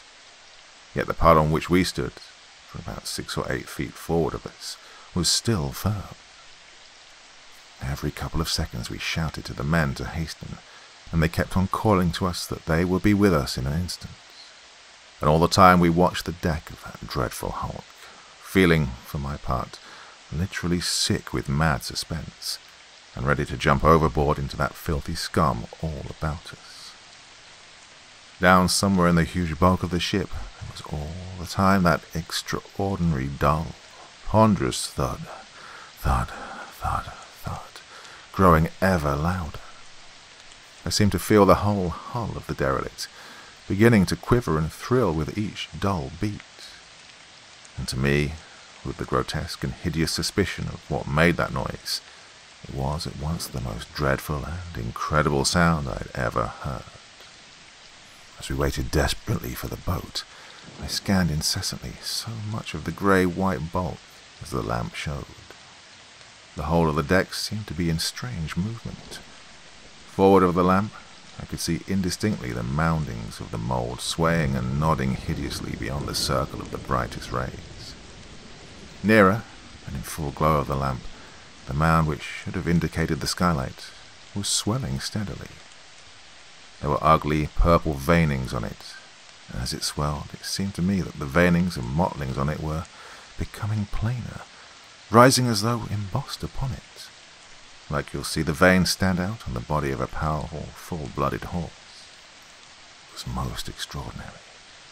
The mound that we'd supposed to cover the companionway had sunk flat with the surrounding mould, and I could not see that it jetted out any more of the purplish fluid. A quaking movement of the mound began away forward of the lamp, and came flurrying away aft towards us, and at the sight of that I climbed up on the spongy-feeling taffrail, and yelled afresh for the boat. The men answered with a shout, which told me they were nearer, but the beastly scum was so thick that it was evidently a fight to move the boat at all.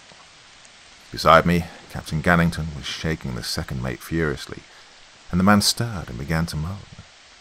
The captain shook him again. Wake up, mister, he shouted.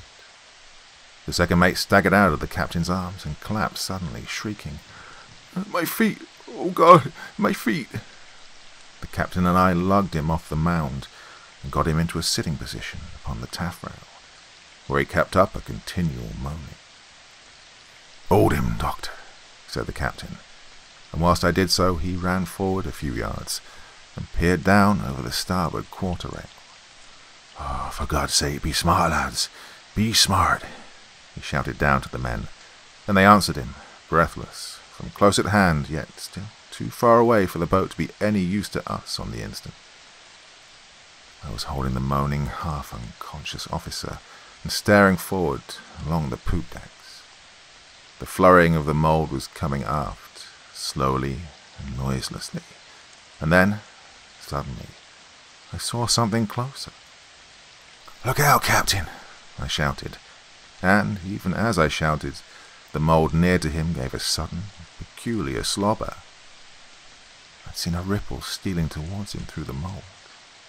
He gave an enormous, clumsy leap and landed near to us on the sound part of the mould, but the movement followed him.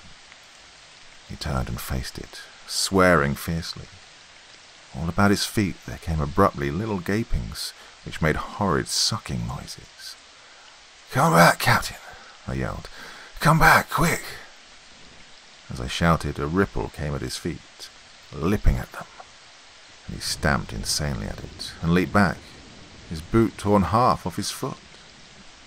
He swore madly with pain and anger and jumped swiftly for the taffrail. "Come on, doctor, over we go," he called. Then he remembered the filthy scum and hesitated, and roared out desperately to the men to hurry. I stared down also. "The second mate," I said. "I'll take charge, doctor," said Captain Gannington, and caught hold of Mr. Selva. As he spoke, I thought I saw something between us, outlined against the scum. I leaned out over the stern and peered. There was something under the port quarter. "There's something down there, Captain," I called, and pointed in the darkness. He stooped far over and stared. "A boat, by gum, a boat!" he yelled, and began to wriggle swiftly along the taffrail, dragging the second mate after him. I followed. "A boat it is, sure," he exclaimed a few moments later, and picking up the second mate clear of the rail, he hove him down into the boat, where he fell with a crash into the bottom. "Over you go, doctor," he yelled at me, and pulled me bodily off the rail and dropped me after the officer. As he did so, I felt the whole of the ancient, spongy rail give a peculiar, sickening quiver and begin to wobble.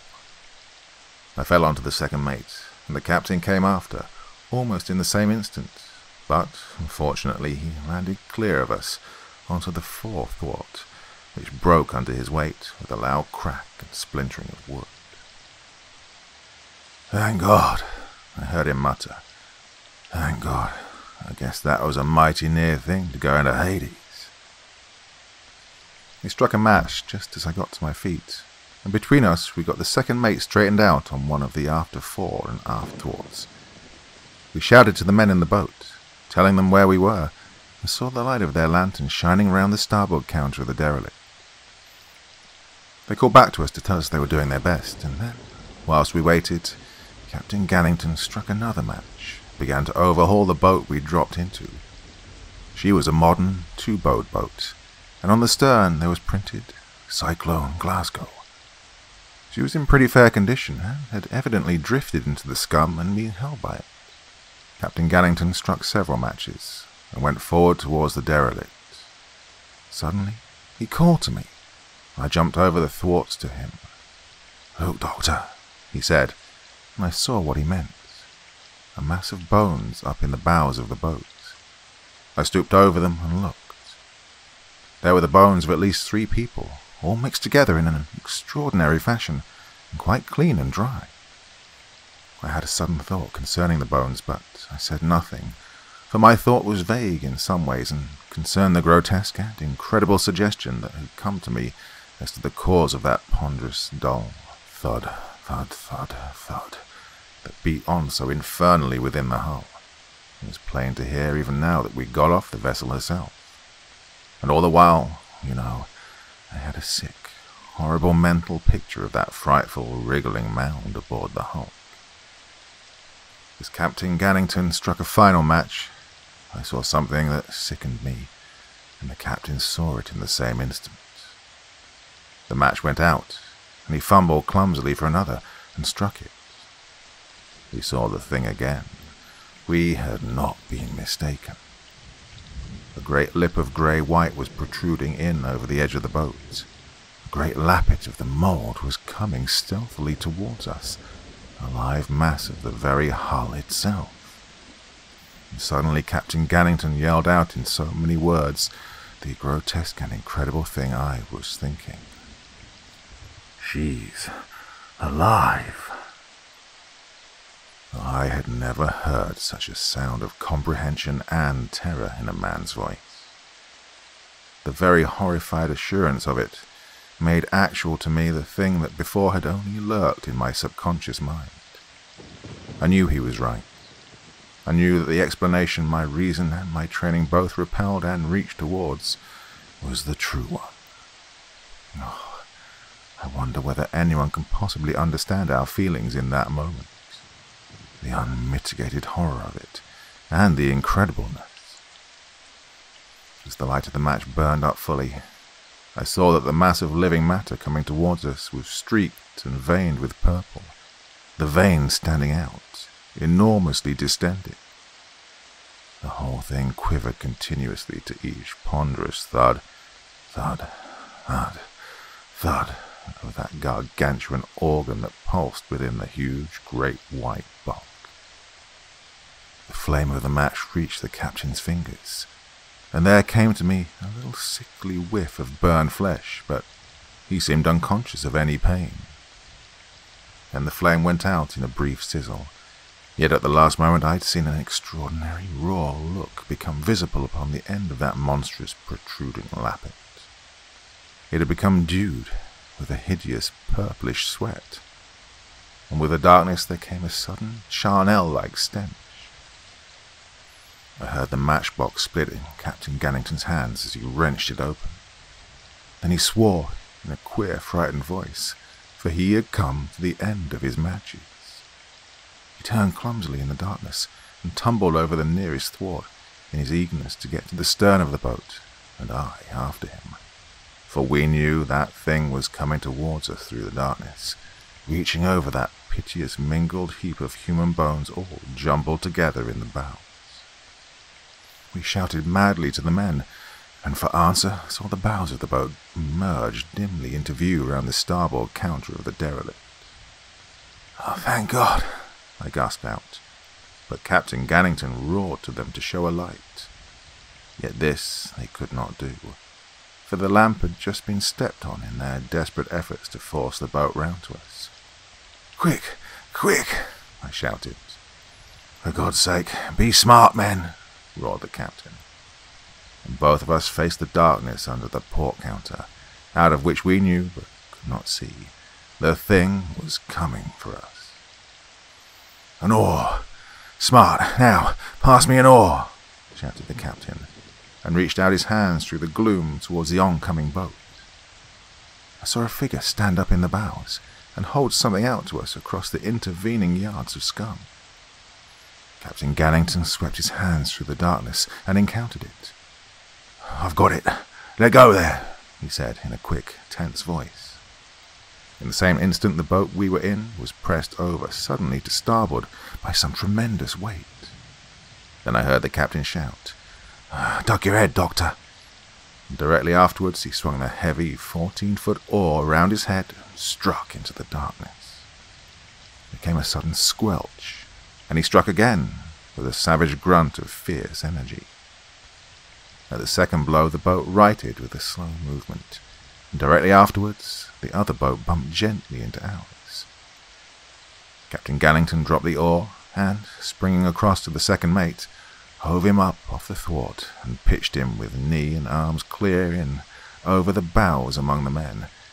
They shouted to me to follow, which I did, and he came after me, bringing the oar with him. We carried the second mate aft, and the captain shouted to the men to back the boat a little. Then he got her bows clear of the boat we'd just left, and so headed out through the scum for the open sea. "Where's Tom Harrison?" gasped one of the men in the midst of his exertions. He happened to be Tom Harrison's particular chum, and Captain Gannington answered him briefly enough. "Dead. Pull. Don't talk." Now, difficult as it had been to force the boat through the scum to our rescue, the difficulty to clear seemed tenfold. After some 5 minutes pulling, the boat seemed hardly to have moved a fathom, if so much, and quite dreadful fear took me afresh, which one of the panting men put suddenly into words. "He's got us," he gasped out. "Same as poor Tom." It was the man who'd inquired where Harrison was. "Shut your mouth and pull," roared the captain. And so another few minutes passed. Abruptly, it seemed to me that the dull, ponderous thud, thud, thud, thud came more plainly through the dark, and I stared intently over the stern. I sickened a little, for I could almost swear that the dark mass of the monster was actually nearer, that it was coming nearer to us through the darkness. Captain Gannington must have had the same thought, for after a brief look into the darkness, he jumped forward and began to double bank the stroke-oar. "Get forward under the oars, Doctor," he said to me rather breathlessly. "Get in the bows and see if you can't free the stuff a bit around the bows." I did as he told me, and a minute later I was in the bows of the boat, puddling the scum from side to side and trying to break up the viscid, clinging muck. A heavy, almost animal-like smell arose off of it, and all the air seemed full of the deadening, heavy smell. I shall never find words to tell anyone on earth the whole horror of it all. The threat that seemed to hang in the very air around us, and but a little astern, that incredible thing, coming, as I firmly believed, nearer, and scum holding us like half-melted glue. The minutes passed in a deadly, eternal fashion, and I kept staring back astern into the darkness, but never ceasing to puddle that filthy scum, striking at it and switching it from side to side until I sweated. Abruptly, Captain Gannington sang out, "We're gaining, lads. Pull!" And I felt the boat forge ahead perceptibly, as they gave way with renewed hope and energy. There was soon no doubt of it, for presently that hideous thud, thud, thud, thud had grown quite dim and vague somewhere astern, and I could no longer see the derelict, for the night had come down tremendously dark, and all the sky was thick, overset with heavy clouds. As we drew nearer and nearer to the edge of the scum, the boat moved more and more perceptibly, until suddenly we emerged with a clean, sweet, fresh sound into the open sea. "Thank God," I said aloud, and drew in the boat hook, and made my way aft again to where Captain Gannington now sat once more at the tiller. I saw him looking anxiously up at the sky and across to where the lights of our vessel burned, and again he would seem to listen intently, so that I found myself listening also. "What's that, Captain?" I said sharply, for it seemed to me that I heard a sound far astern, something between a queer whine and a low whistling. "What is that?" "It's wind, Doctor," he said in a low voice. "I wish to God we were aboard."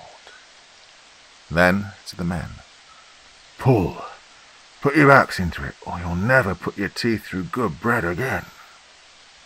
The men obeyed nobly, and we reached the vessel safely, and had the boat safely stowed before the storm came, which it did in a furious white smother out of the west.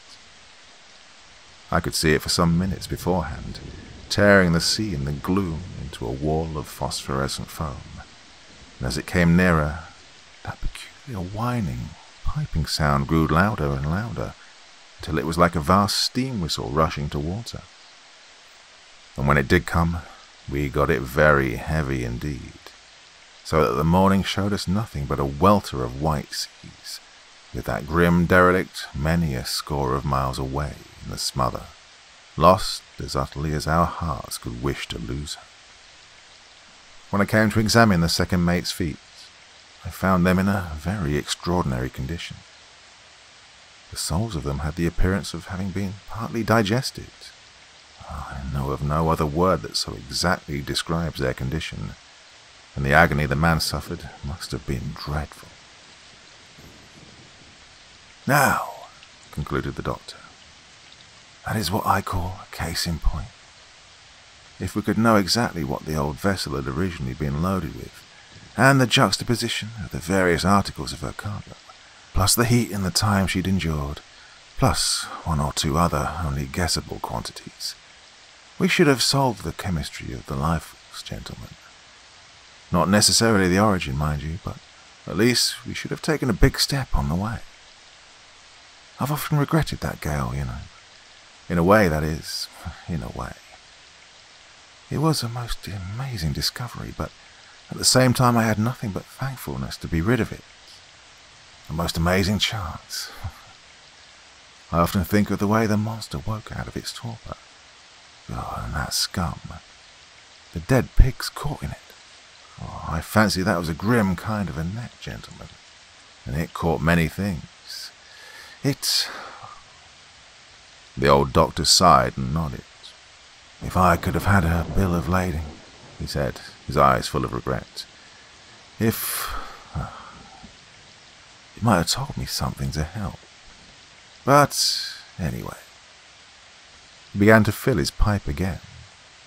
I suppose, he ended, looking round at us gravely, I suppose we humans are an ungrateful lot of beggars at the best, but, oh, what a chance. What a chance, eh?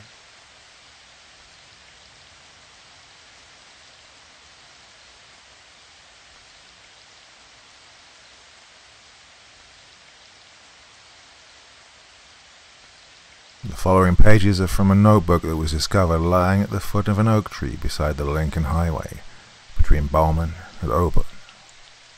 They would have been dismissed immediately as the work of a disordered mind if it had not been for the unaccountable disappearance, 8 days before, of James Buckingham and Edgar Halpin. Experts testified that the handwriting was undoubtedly that of Buckingham. The silver dollar and a handkerchief marked with Buckingham's initials were also found not far from the notebook. Not everyone perhaps will believe that my 10 years' hatred for Edgar Halpin was the impelling force that drove me to the perfecting of a most unique invention. Only those who have detested and loathed another man with the black further of the feeling I had conceived will understand the patience with which I sought to devise a revenge that should be safe and adequate at the same time. The wrong he had done me was one that must be expiated sooner or later, and nothing short of his death would be sufficient. However, I did not care to hang, not even for a crime that I could regard as nothing more than the mere execution of justice, and, as a lawyer, I knew how difficult, how practically impossible, was the commission of a murder that would leave no betraying evidence. Therefore I puzzled long and fruitlessly as to the manner in which Halpin should die, before my inspiration came to me. I had reason enough to hate Edgar Halpin. We had been bosom friends all through our school days and through the first years of our professional life as law partners. But when Halpin married the one woman I had ever loved with complete devotion, all friendship ceased on my side and was replaced by an ice-like barrier of inexorable enmity. Even the death of Alice 5 years after the marriage made no difference, for I could not forgive the happiness of which I had been deprived, the happiness that they'd shared during those years, like the thieves they were. I felt that she would have cared for me if it had not been for Halpin. Indeed, she and I had been almost engaged before the beginning of his rivalry. It must not be supposed, however, that I was indiscreet enough to betray my feelings at any time. Halpin was my daily associate in the Auburn law firm to which we belonged, and I continued to be a most welcome and frequent guest at his home. I doubt if he ever knew that I cared greatly for Alice. I am secretive and undemonstrative by temperament, and also I am proud. No one, except Alice herself, ever surmised my suffering, and even she knew nothing of my resentment. Halpin himself trusted me, and, nurturing as I did the idea of retaliation at some future time, I took care that he should continue to trust me. I made myself necessary to him in all ways. I helped him when my heart was a cauldron of seething poisons. I spoke words of brotherly affection and clapped him on the back when I would rather have driven a dagger through him. I knew all the tortures and all the nausea of a hypocrite, and day after day, year after year, I made varying plans for an ultimate revenge. Apart from my legal studies and duties, during those 10 years, I apprised myself of everything available that dealt with the methods of murder. Crimes of passion allured me with a fateful interest, and I read untiringly the records of particular cases. I made a study of weapons and poisons, and as I studied them, I pictured to myself the death of Halpin in every conceivable way. I imagined the deed as being done at all hours of the day and night, in a multitude of places. The only flaw in these dreams was my inability to think of any spot that would assure perfect safety from subsequent detection. It was my bent towards scientific speculation and experiment that finally gave me the clue I sought. I had long been familiar with the theory that other worlds or dimensions may coexist in the same space with ours, by reason of a different molecular structure and vibrational rate, rendering them intangible to us. One day, when I was indulging in a murderous fantasy, in which for the 1000th time I imagined myself throttling Halpin with my bare hands, it occurred to me that some unseen dimension, if one could only penetrate it, would be the ideal place for the commission of a homicide. All circumstantial evidence, as well as the corpse itself, would be lacking, in other words. One would have a perfect absence of what is known as the corpus delicti. The problem of how to obtain entrance to this dimension was, of course, an unsolved one, but I did not feel that it would necessarily prove insoluble. I set myself immediately to a consideration of the difficulties to be overcome, and the possible ways and means. There are reasons why I do not care to set forth in this narrative the details of the various experiments to which I was drawn during the next 3 years. The theory that underlay my tests and researches was a very simple one, but the processes involved were highly intricate.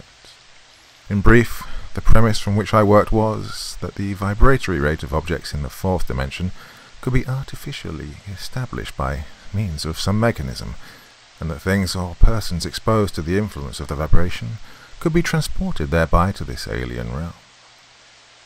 For a long time all my experiments were condemned to failure, because I was groping among mysterious powers and recondite laws whose motive principle I had not wholly grasped.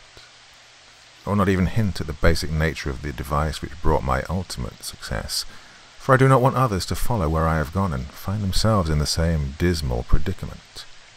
I will say, however, that the desired vibration was attained by condensing ultraviolet rays in a refractive apparatus made of certain very sensitive materials which I will not name. The resultant power was stored in a kind of battery, and could be emitted from a vibratory disc suspended above an ordinary office chair, exposing everything beneath the disc to the influence of the new vibration.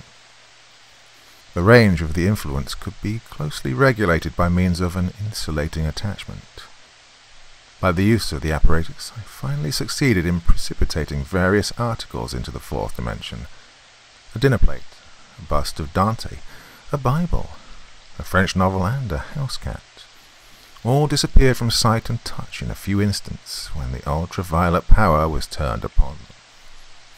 I knew that henceforth they were functioning as atomic entities in a world where all things had the same vibratory rate that had been artificially induced by means of my mechanism.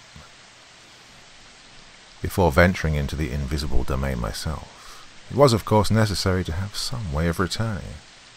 I invented a second battery and a second vibratory disc, through which, by the use of certain infrared rays, the vibrations of our own world could be established.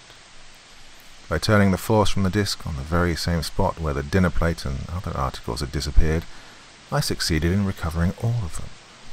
All were absolutely unchanged, and though several months had gone by, the cat had not suffered in any way from its fourth-dimensional incarceration.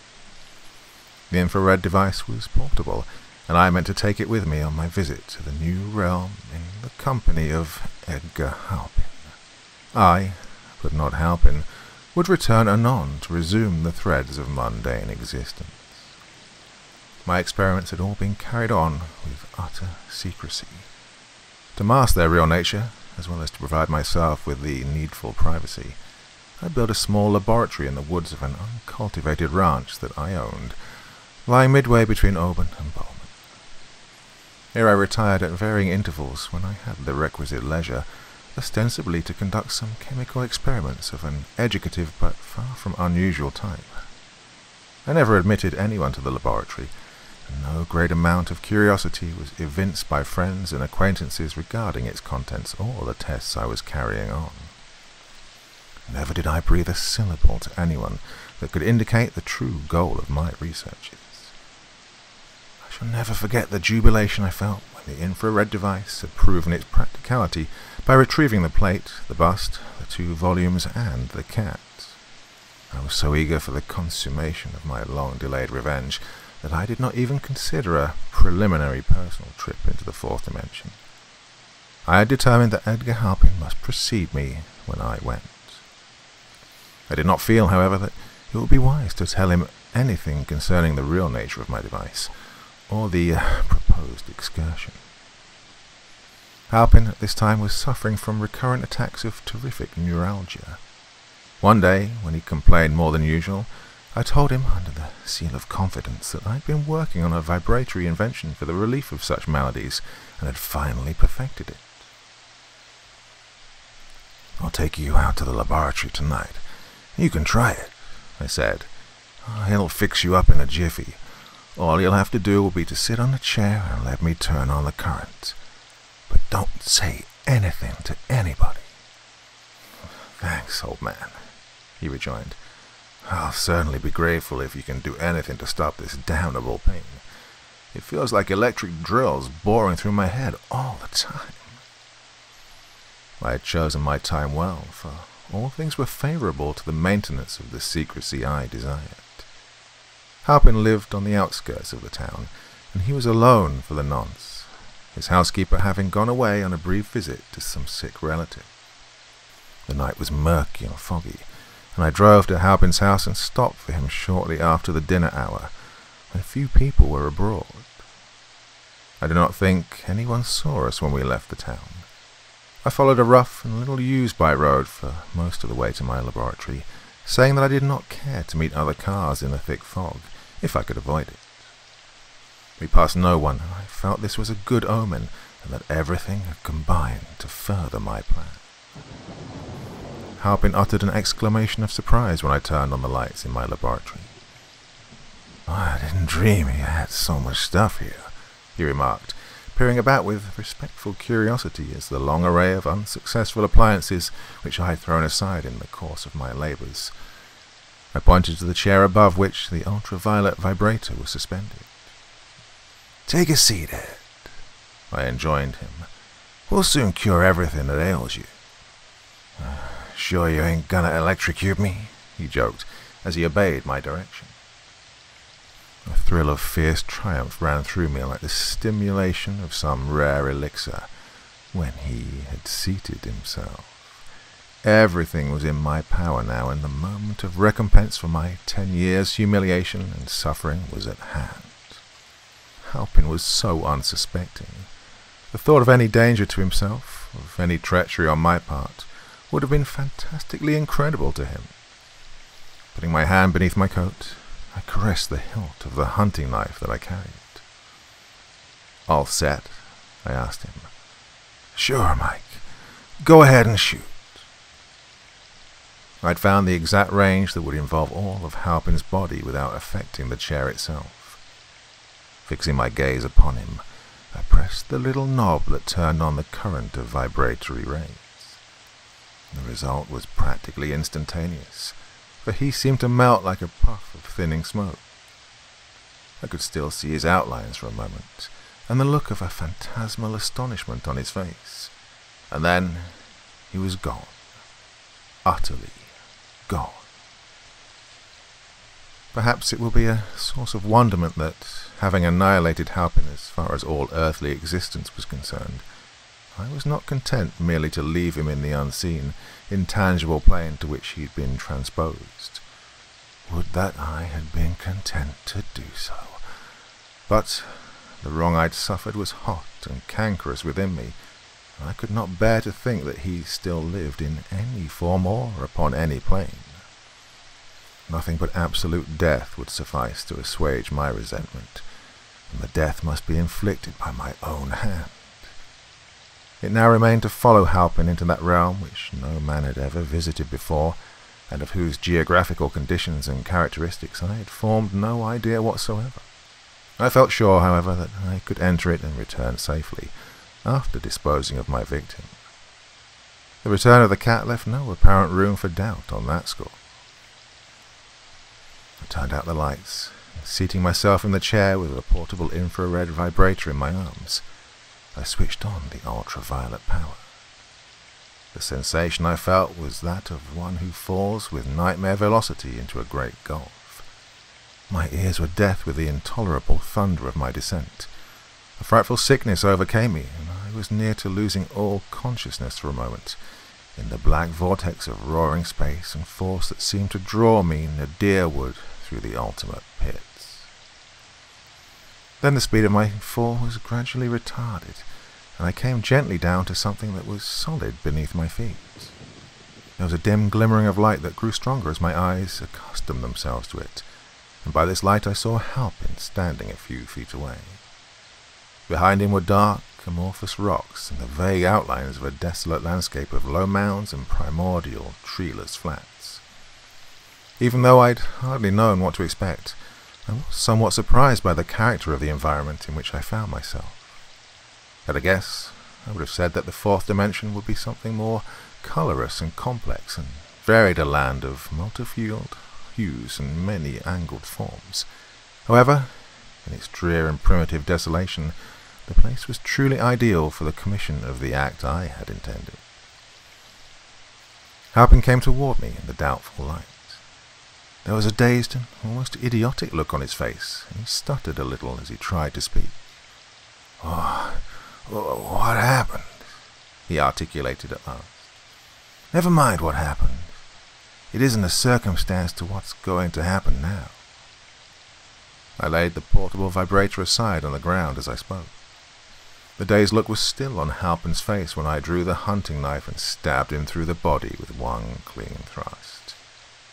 In that thrust, all the stifled hatred, all the cankering resentment of 10 insufferable years was finally vindicated.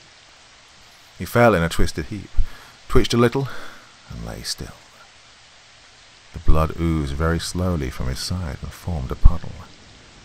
I remember wondering at its slowness even then, for the oozing seemed to go on through hours and days. Somehow, as I stood there, I was obsessed by a feeling of utter unreality. No doubt the long strain I'd been under, the daily stress of indurate emotions and decade-deferred hopes, had left me unable to realize the final consummation of my desire when it came. The whole thing seemed no more than one of the homicidal daydreams in which I'd imagined myself stabbing Halpin to the heart and seeing his hateful body lie before. At length I decided that it was time to effect my return, for surely nothing could be gained by lingering any longer inside Halpin's corpse amid the unutterable dreariness of the fourth-dimensional landscape. I erected the vibrator in a position where its rays could be turned upon myself, and pressed the switch.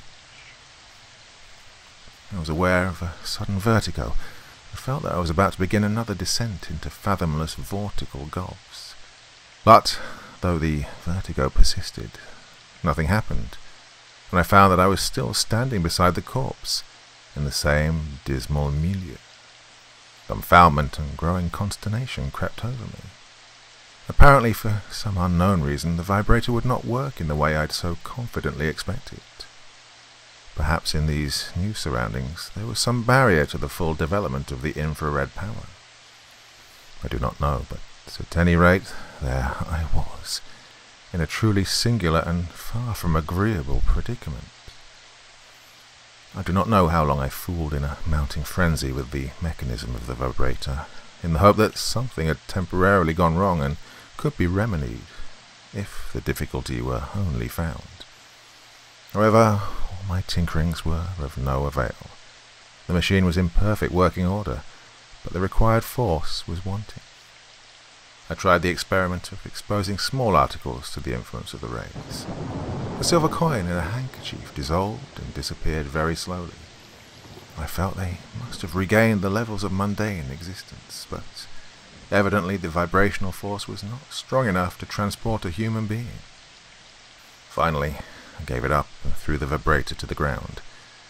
In the surge of a violent despair that came upon me, I felt the need of muscular action, of prolonged movement, and I started off at once to explore the weird realm in which I had involuntarily imprisoned myself. It was an unearthly land, a land such as might have existed before the creation of life. There were undulating blanks of desolation beneath the uniform grey of a heaven without moon or sun or stars or clouds, from which an uncertain and diffuse glimmering was cast upon the world beneath. There were no shadows, for the light seemed to emanate from all directions. The soil was a grey dust in places and a grey fixity of slime in others, and the mounds I've already mentioned were like the backs of prehistoric monsters heaving from the primal ooze. There were no signs of insect or animal life. There were no trees, no herbs, not even a blade of grass, a patch of moss or lichen, or a trace of algae. Many rocks were strewn chaotically through the desolation, and their forms were such as an idiotic demon might have devised in aping the handiwork of God. The light was so dim that all things were lost at a little distance, and I could not tell whether the horizon was near or far. It seems to me that I must have wandered on for several hours, maintaining as direct a course of progression as I could. I had a compass, a thing that I always carry with me, but it refused to function. I was driven to conclude that there were no magnetic poles in this new world. Suddenly, as I rounded a pile of the vast, amorphous boulders, I came to a human body that lay huddled on the ground, and say, incredulously, that it was Halpin. The blood still oozed from the fabric of his coat, and the pool it had formed was no larger than when I'd begun my journey. I felt sure that I had not wandered in a circle, as people are said to do amid unfamiliar surroundings. How, then, could I have returned to the scene of my crime? The problem nearly drove me mad as I pondered it, and I set off with frantic vigour in an opposite direction from the one I'd first taken. For all intents and purposes, the scene which I now passed was identical with the one that lay on the other side of Halpin's course. It was hard to believe that the low mounds, the drear levels of dust and ooze, and the monstrous boulders were not the same as those among which I had made my former way. As I went, I took out my watch with the idea of timing my progress, but the hands had stopped at the very moment when I had taken my plunge into the unknown space from the laboratory, and though I wound it carefully, it refused to run. After walking an enormous distance, during which, to my surprise, I felt no fatigue whatever, I came once more to the body I had sought to leave. I think that I went really mad then, for a little while. Now, after a duration of time, or eternity which I have no means of computing, I am writing this penciled account on the leaves of my notebook. I am writing it beside the corpse of Edgar Halpin, from which I have been unable to flee. For a score of excursions into the dim realms on all sides have ended by bringing me back to it after a certain interval. The corpse is still fresh, and the blood has not dried. Apparently, the thing we know as time is well-nigh non-existent in this world, or at any rate is seriously disordered in its action, and most of the normal concomitants of time are likewise absent. and space itself has the property of returning always to the same point. The voluntary movements I perform might be considered as a sort of time sequence, but in regard to involuntary things, there is little or no time movement. I experience neither physical weariness or hunger, but the horror of my situation is not to be conveyed in human language, and hell itself can hardly have devised a name for it. When I have finished writing this narration, I shall precipitate the notebook into the levels of mundane life by means of the infrared vibrator. Some obscure need of confessing my crime and telling my predicament to others has led me to an act which I should never have believed myself capable, for I am the most uncommunicative of men by nature. Apart from satisfying this need, the composition of my narrative is something to do. It's a temporary reprieve from the desperate madness that will surge upon me soon, and the grey, eternal horror of the limbo to which I have doomed myself beside the undecaying body of my victim.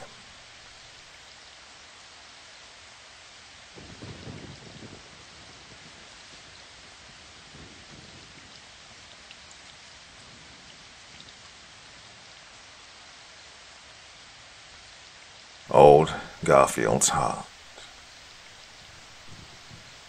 I was sitting on the porch when my grandfather hobbled out and sank down on his favourite chair with the cushioned seat, and began to stuff tobacco in his old corncob pipe.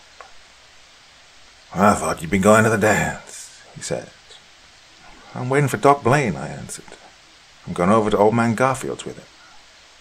My grandfather sucked at his pipe a while before he spoke again. "Old Jim Purdy bad all?" "Doc says he has a chance."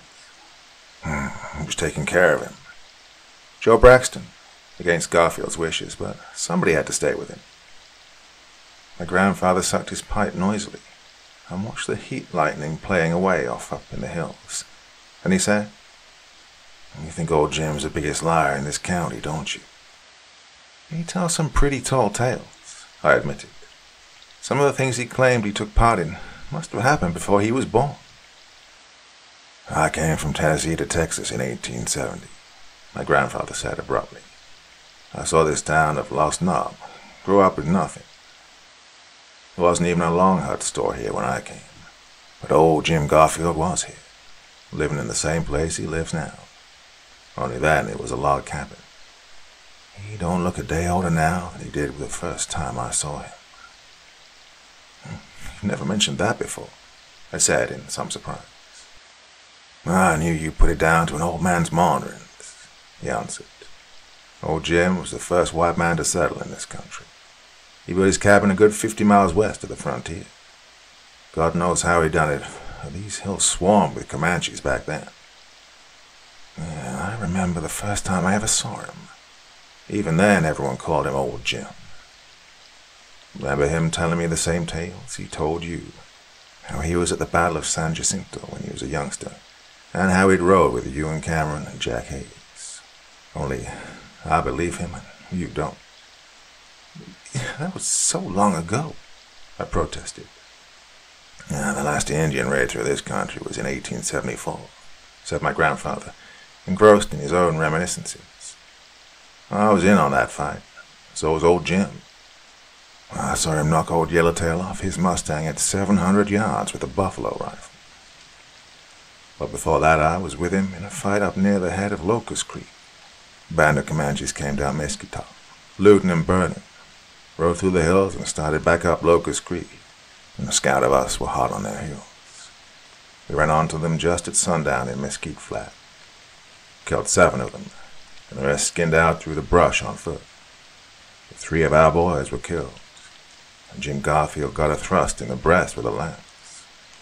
Oh, it was an awful wound. He lay like a dead man, and it seemed sure nobody could live after a wound like that. But an old Indian came out of the bush. When we aimed our guns at him, he made the peace sign and spoke to us in Spanish. Don't know why the boys didn't shoot him in his tracks, because our blood was heated with the fighting and killing, but, well, something about him made us hold our fire. He said he wasn't a Comanche, but was an old friend of Garfield's and wanted to help him. He asked us to carry Jim into a clump of mesquite and leave him alone with him, and to this day, I don't know why we did, but we did. Oh, that was an awful time. The wounded moaning and calling for water. The staring corpses strewn about the camp, night coming on, and nowhere knowing that the Indians wouldn't return when dark fell. We made camp right there, because the horses were fagged out, and we watched all night, but the Comanches didn't come back. I don't know what went on out in the mesquite where Jim Garfield's body lay, because I never saw that strange Indian again. But during the night I kept hearing a weird moaning that wasn't made by a dying man, and an owl hooted from midnight till dawn. When at sunrise, Jim Garfield came walking out of the mesquite, pale and haggard but alive, and already the wound in his breast had closed and begun to heal. And since then he's never mentioned that wound, nor that fight, nor the strange Indian who came and went so mysteriously. He hasn't aged a bit. He looks now just like he did then, a man of about 50. In the silence that followed, a car began to purr down the road, and twin shafts of light cut through the dust. "That's Doc Blaine," I said. "When I come back, I'll tell you how Garfield is." Doc Blaine was prompt with his predictions as we drove the 3 miles of post-oak-covered hills that lay between Lost Knob and the Garfield farm. "Well, I'll be surprised to see him alive," he said. "Oh, smashed up like he is. A man his age ought to have more sense than to try and break a young horse." "He doesn't look so old," I remarked. "Well, I'll be 50 my next birthday," answered Doc Blaine. "I've known him all my life, and he must have been at least 50 the first time I ever saw him. His looks are deceiving." Old Garfield's dwelling place was reminiscent of the past. The boards of the low squat house had never known paint. Orchard fence and corrals were built of rails. Old Jim lay on his rude bed, tended crudely but efficiently by the man Doc Blaine had hired over the old man's protests. As I looked at him, I was impressed anew by his evident vitality. His frame was stooped but unwithered, his limbs rounded out with springy muscles. In his corded neck and in his face, drawn though it was with suffering, was apparent an innate virility. His eyes, though partly glazed with pain, burned with the same unquenchable element. "He's been raving," said Joe Braxton stolidly. "First white man in this country," muttered old Jim, becoming intelligible. "Hills no white man ever set foot in before. Getting too old. Have to settle down. Can't move on like I used to. Settle down here. Good country before it filled up with cowmen and squatters. I wish you and Cameron could see this country. Why the Mexicans shot him, damn them." Doc Blaine shook his head. "He's all smashed up inside. He won't live till daylight." And Garfield unexpectedly lifted his head and looked at us with clear eyes. "Wrong, Doc," he wheezed, his breath whistling with pain. "Oh, I'll live. What's broken bones and twisted guts? Nothing. It's the heart that counts. As long as the heart keeps pumping, a man can't die. My heart's sound. Listen to it. Feel it." He groped painfully for Doc Blaine's wrist, dragged his hand to his bosom and held it there, staring up into the doctor's face with avid intensity. "Regular dynamo, ain't it?" he gasped. "Stronger than a gasoline engine." Blaine beckoned me. "Lay your hand here," he said, placing my hand on the old man's bare breast. "He does have a remarkable heart action." I noted, in the light of the coal oil lamp, a great livid scar in the gaunt arching breast. Such a scar as might be made by a flint-headed spear. I laid my hand directly on this scar, and an exclamation escaped my lips. Under my old hand, Jim Garfield's heart pulsed, but its throb was like no other heart action I've ever observed. Its power was astounding. His ribs vibrated to its very throb. It felt more like the vibrating of a dynamo than the action of a human organ. I could feel its amazing vitality radiating from his breast, stealing up into my hand and up my arm, until my own heart seemed to speed up in response. Oh, I can't die, old Jim gasped. Not as long as my heart's in my breast. Only a bullet through the brain can kill me. Even then I wouldn't be rightly dead, as long as my heart keeps beating in my breast. Yet it ain't rightly mine either. It belongs to Ghostman, the Lipan chief. It was the heart of a god the Lipans worshipped before the Comanches drove them out of their native hills. I knew Ghostman down on the Rio Grande. When I was with you and Cameron, I saved his life from the Mexicans once. He tied the string of ghost wampum between him and me, the wampum no man but me and him can see or feel. He came when he knowed I needed him, and I fired up on the headwaters of Locust Creek when I got this scar. Well, I was as dead as a man can be. My heart was sliced in two, like the heart of a butchered beef steer. All night Ghostman did magic, calling my ghost back from Spiritland. I remember that fight a little. It was dark and grey-like, and I drifted through grey mists and heard the dead wailing past me in the mist. But Ghostman brought me back. He took out what was left of my mortal heart and put the heart of the god in my bosom. But it's his, and when I'm through with it, he'll come for it. Kept me alive and strong for the lifetime of a man. Age can't touch me. What do I care if these fools around here call me an old liar? What I know, I know. But hark he. And his fingers became claws, clamping fiercely on Doc Blaine's wrist. His old eyes, old yet strangely young, burned fierce as those of an eagle under his bushy brows. If by some mischance I should die, now or later, promise me this. Go into my bosom and take out the heart Ghostman led me so long ago. It's his, and as long as it beats in my body, my spirit will be tied to that body. Let my head be crushed like an egg underfoot, a living thing in a rotten body. Promise? All right, I promise, replied Doc Blaine to humor him, and old Jim Garfield sank back with a whistling sigh of relief. Well, he did not die that night, nor the next, nor the next. I well remember the next day because that was the day I had the fight with Jack Kirby. Now, people will take a good deal from a bully rather than to spill blood. Because nobody had gone to the trouble of killing him, Kirby thought the whole countryside was afraid of him.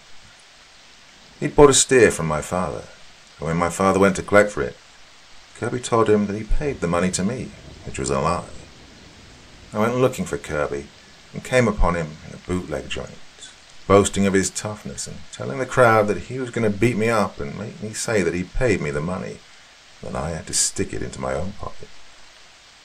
When I heard him say that, I saw red, and ran in on him with a stockman's knife and cut him across the face and in the neck, side, breast, and belly. The only thing that saved his life was the fact that the crowd pulled me off. Well, there was a preliminary hearing, and I was indicted on a charge of assault. My trial was set for the following term of court. Now, Kirby was as tough-fibered as a post-oak country bully ought to be, and he recovered, swearing vengeance, for he was vain of his looks, though God knows why, and I had permanently impaired them. While Jack Kirby was recovering, old man Garfield recovered too, to the amazement of everybody, especially Doc Blaine. I well remember the night Doc Blaine took me again out to old Jim Garfield's farm. I was in Shifty Corlin's joint, trying to drink enough of the slop he called beer to get a kick out of it, when Doc Blaine came in and persuaded me to go with him. As we drove along the winding old road in Doc's car, I asked, "Why are you so insistent I go with you on this particular night? This isn't a professional call, is it?" "No," he said. "You couldn't kill old Jim with a post-oak maul. He's completely recovered from injuries that ought to have killed an ox. To tell you the truth, Jack Kirby is in Lost Knob, swearing he'll shoot you on sight." "Well, for God's sake," I exclaimed angrily. "Now everybody'll think I left town because I was afraid of him. Turn around and take me back, damn it." "Be reasonable," said Doc. "Everybody knows you're not afraid of Kirby. Nobody's afraid of him now. His bluff's broken. And that's why he's so wild against you. But you can't afford to have any more trouble with him now. The trial's only a short time off. I laughed and said, well, if he's looking for me hard enough, you can find me as easily at old Garfield's as in town, because Shifty called and heard you say where you were going. Shifty's hated me ever since I skinned him in that horse swap last fall. Yeah, he'll tell Kirby where I went. Never thought of that, said Doc Blaine, worried. Forget it, I advised. Kirby hasn't got guts enough to do anything but blow. But I was mistaken. Puncture a bully's vanity, and you touch his one vital spot. Now, old Jim had not gone to bed when we got there. He was sitting in the room opening onto his sagging porch, the room which was at once living room and bedroom, smoking his old cob pipe and trying to read a newspaper by the light of his coal oil lamp.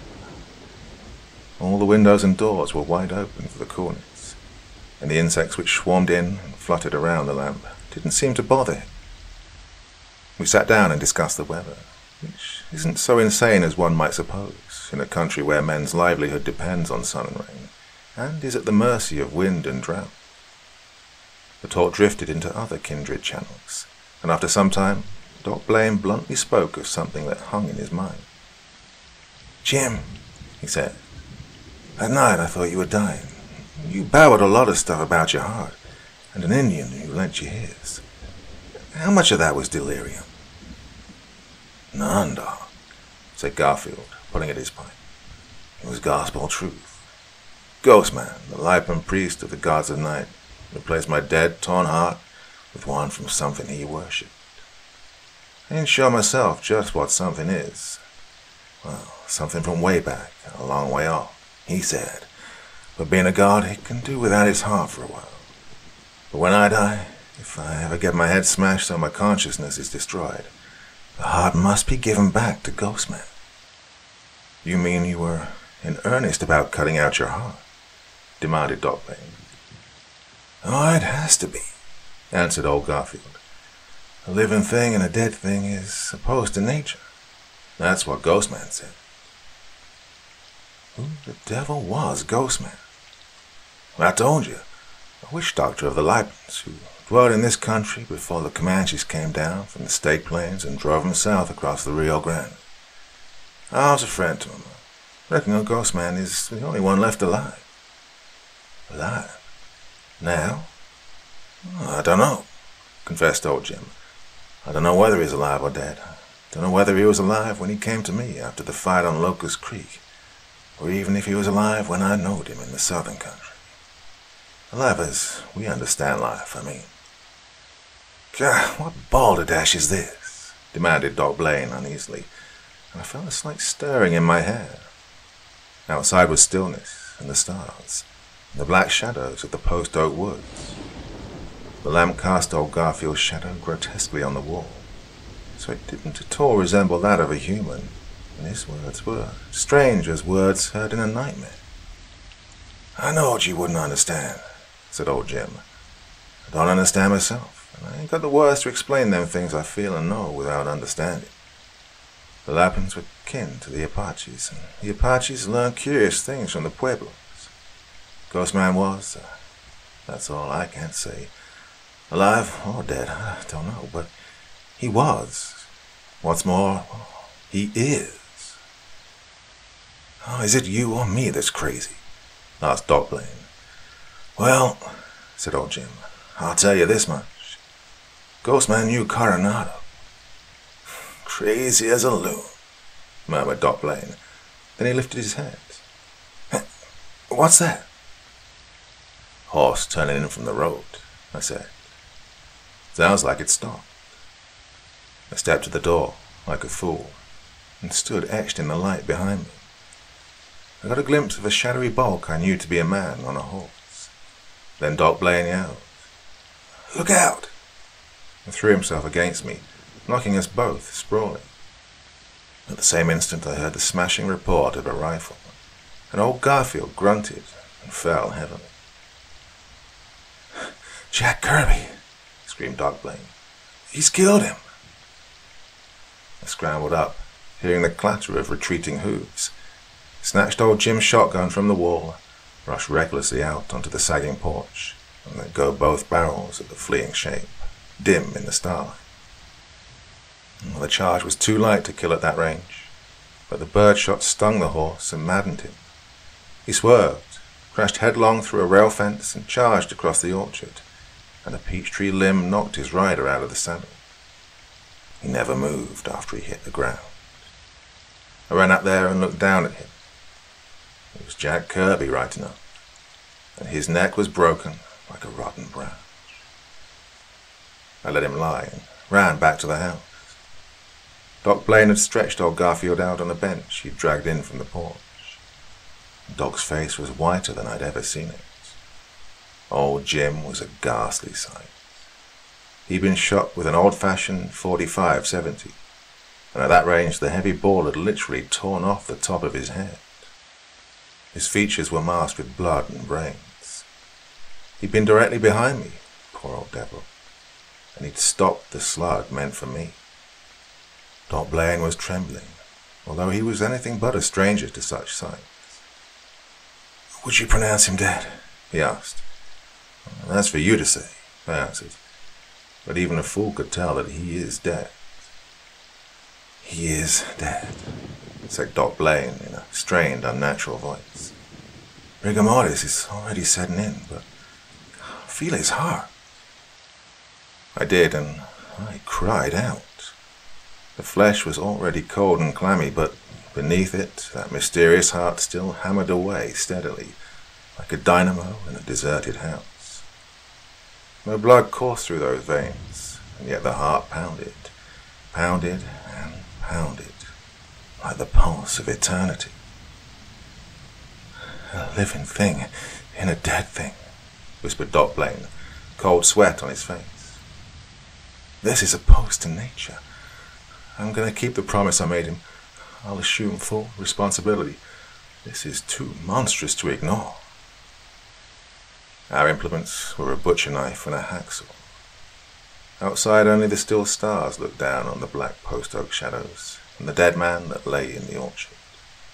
Inside, the old lamp flickered, making strange shadows move and shiver and cringe in the corners, and glistened on the blood on the floor, and the red dabbled figure on the bench. The only sound inside was the crunch of the saw edge on bone. Outside, an owl began to hoot weirdly. Doc Blaine thrust a red-stained hand into the aperture he'd made and drew out a red, pulsing object that caught the lamplight. With a choked cry, he recoiled, and the thing slipped from his fingers and fell on the table. And I, too, cried out involuntarily. For it did not fall with a soft, meaty thud, as a piece of flesh should fall. It thumped hard on the table. Impelled by an irresistible urge, I bent and gingerly picked up old Garfield's heart. The feel of it was brittle, unyielding, like steel or stone, but smoother than either. In size and shape, it was a duplicate of a human heart, but it was slick and smooth, and its crimson surface reflected the lamplight like a jewel more lambent than any ruby, and in my hand it still throbbed mightily, sending vibratory radiations of energy up my arm until my own heart seemed swelling and bursting in response. It was cosmic power, beyond my comprehension, concentrated into the likeness of a human heart. The thought came to me that here was a dynamo of life, the nearest approach to immortality that's possible for the destructible human body, the materialization of a cosmic secret more wonderful than the fabulous fountain sought for by Ponce de Leon. My soul was drawn into that unterrestrial gleam, and I suddenly wished passionately that it hammered and thundered in my own bosom in place of my paltry heart of tissue and muscle. Doc Blaine ejaculated incoherently. I wheeled. The noise of his coming had been no greater than the whispering of a night wind through the corn. There in the doorway he stood, tall, dark, inscrutable, an Indian warrior in the paint, war bonnet, breech clout and moccasins of an elder age. His dark eyes burned like fires gleaming deep under fathomless black lakes. Silently he extended his hand, and I dropped Jim Garfield's heart into it. And then, without a word, he turned and stalked into the night. But when Dot Blaine and I rushed out into the yard an instant later, there was no sign of any human being. He'd vanished like a phantom of the night, and only something that looked like an owl was flying, dwindling from sight into the rising moon.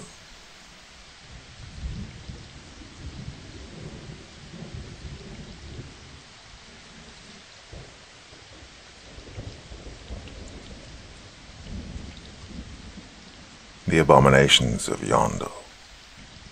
The sand of the desert of Yondo is not as the sand of other deserts, for Yondo lies nearest of all to the world's rim, and strange winds blowing from a pit no astronomer may hope to fathom have sown its ruinous fields with the grey dust of corroding planets, the black ashes of extinguished suns.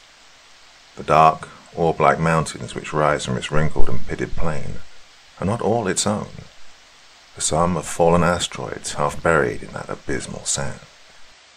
Things have crept in from nether space, whose incursion is forbid by the gods of all proper and well-ordered lands, but there are no such gods in Yondo, where live the hoary genii of stars abolished and decrepit demons left homeless by the destruction of antiquated hells. It was noon of a vernal day when I came forth from that interminable cactus forest in which the inquisitors of Ong had left me, and saw at my feet the grey beginnings of Yondo. I repeat, it was noon on a vernal day, but in that fantastic wood I'd found no token or memory of a spring, and the swollen, fulvous, dying and half-rotten growths through which I'd pushed my way were like no other cacti, but rather bore shapes of abomination scarcely to be described. The very air was heavy with stagnant odours of decay, and leprous lichens mottled the black soil and russet vegetation with increasing frequency. Pale green vipers lifted their heads from prostrate cactus bowls, and watched me with eyes of bright ochre that had no lids or pupils. These things had disquieted me for hours past, and I did not like the monstrous fungi with hueless stems and nodding heads of poisonous mauve, which grew from the sodden lips of fetid tarns, and the sinister ripples spreading and fading on the yellow water at my approach were not reassuring to one whose nerves were still taut from unmentionable tortures. Then, when even the blotched and sickly cacti became more sparse and stunted, and rills of ash and sand crept in among them, I began to suspect how great was the hatred my heresy had aroused in the priests of Ong, and to guess the ultimate malignancy of their vengeance. I will not detail the indiscretions which had led me, a careless stranger from far-off lands, into the power of those dreadful magicians and mysteriacs who serve the lion-headed Ong. These indiscretions and the particulars of my arrest are painful to remember, and least of all do I like to remember the racks of dragon guts strewn with powdered adamant, on which men are stretched naked, or that unlit room with 6-inch windows near the sill, where bloated corpse worms crawled in by the hundreds from a neighbouring catacomb. Sufficient to say that, after expending the resources of their frightful fantasy, my inquisitors had borne me blindfolded on camelback for incomputable hours, to leave me at morning twilight in that sinister forest. I was free, they told me, to go whither I would, and in token of the clemency of Ong, they gave me a loaf of coarse bread and a leathern bottle of rank water by way of provision. It was of noon that same day that I came to the desert of Yondo. So far I had not thought of turning back, for all the horror of those rotting cacti or the evil things that dwelt among them. But now I paused, knowing the abominable legend of the land to which I had come, for Yondo is a place where few have ventured wittingly and of their own accord. Fewer still have returned, babbling of unknown horrors and strange treasure, and the lifelong palsy which shakes their withered limbs, together with the mad gleam in their startling eyes, beneath whitened brows and lashes, is not an incentive for others to follow. So it was that I hesitated on the verge of those ashen sands, and felt the tremor of a new fear in my wrenched vitals. It was dreadful to go on, and dreadful to go back, for I felt sure that the priests had made provision against the latter contingency. So after a little while, I went forward, singing at each step in loathly softness, and followed by certain long-legged insects that I had met among the cacti. These insects were the colour of a week-old corpse, and were as large as tarantulas. But when I turned and trod upon the foremost, a mephitic stench arose that was more nauseous even than their colour. So, for the nonce, I ignored them as much as possible. Indeed, such things were minor horrors in my predicament. Before me, under a huge sun of sickly scarlet, yonder reached interminable as the land of a hashish stream against the black heavens. Far off, on the utmost rim, were those orb-like mountains of which I had been told. But in between were awful blanks of grey desolation, and low, treeless hills like the backs of half-buried monsters. Struggling on, I saw great pits where meteors had sunk from sight, and diverse-coloured jewels that I could not name glared or glistened from the dust. There were fallen cypresses that rotted by crumbling mausoleums, on whose lichen-blotted marble fat chameleons crept with royal pearls in their mouths. Hidden by the low ridges were cities of which no stela remained unbroken, immense and immemorial cities lapsing shard by shard, atom by atom, to feed infinities of desolation. I dragged my torture-weakened limbs over vast rubbish heaps that had once been mighty temples, and fallen gods frowned in rotting passamite, or leered in riven porphyry at my feet. Over all was an evil silence, broken only by the satanic laughter of hyenas and the rustling of adders in thickets of dead thorn or antique gardens given to the perishing nettle and fumitory. Topping one of the many mound-like ridges, I saw the waters of a weird lake, unfathomably dark and green as malachite, and set with bars of refulgent salt. These waters lay far beneath me in a cup-like hollow, but almost at my feet on the wave-worn slopes were heaps of that ancient salt, and I knew that the lake was only the bitter and ebbing dregs of some former sea. Climbing down, I came to the dark waters, and began to lave my hands, but there was a sharp and corrosive sting in that immemorial brine, and I desisted quickly, preferring the desert dust that had wrapped me about like a slow shroud. Here, I decided to rest for a while, and hunger forced me to consume part of the meagre and mocking fare with which I had been provided by the priests. It was my intention to push on if my strength would allow, and reach the lands that lie to the north of yonder.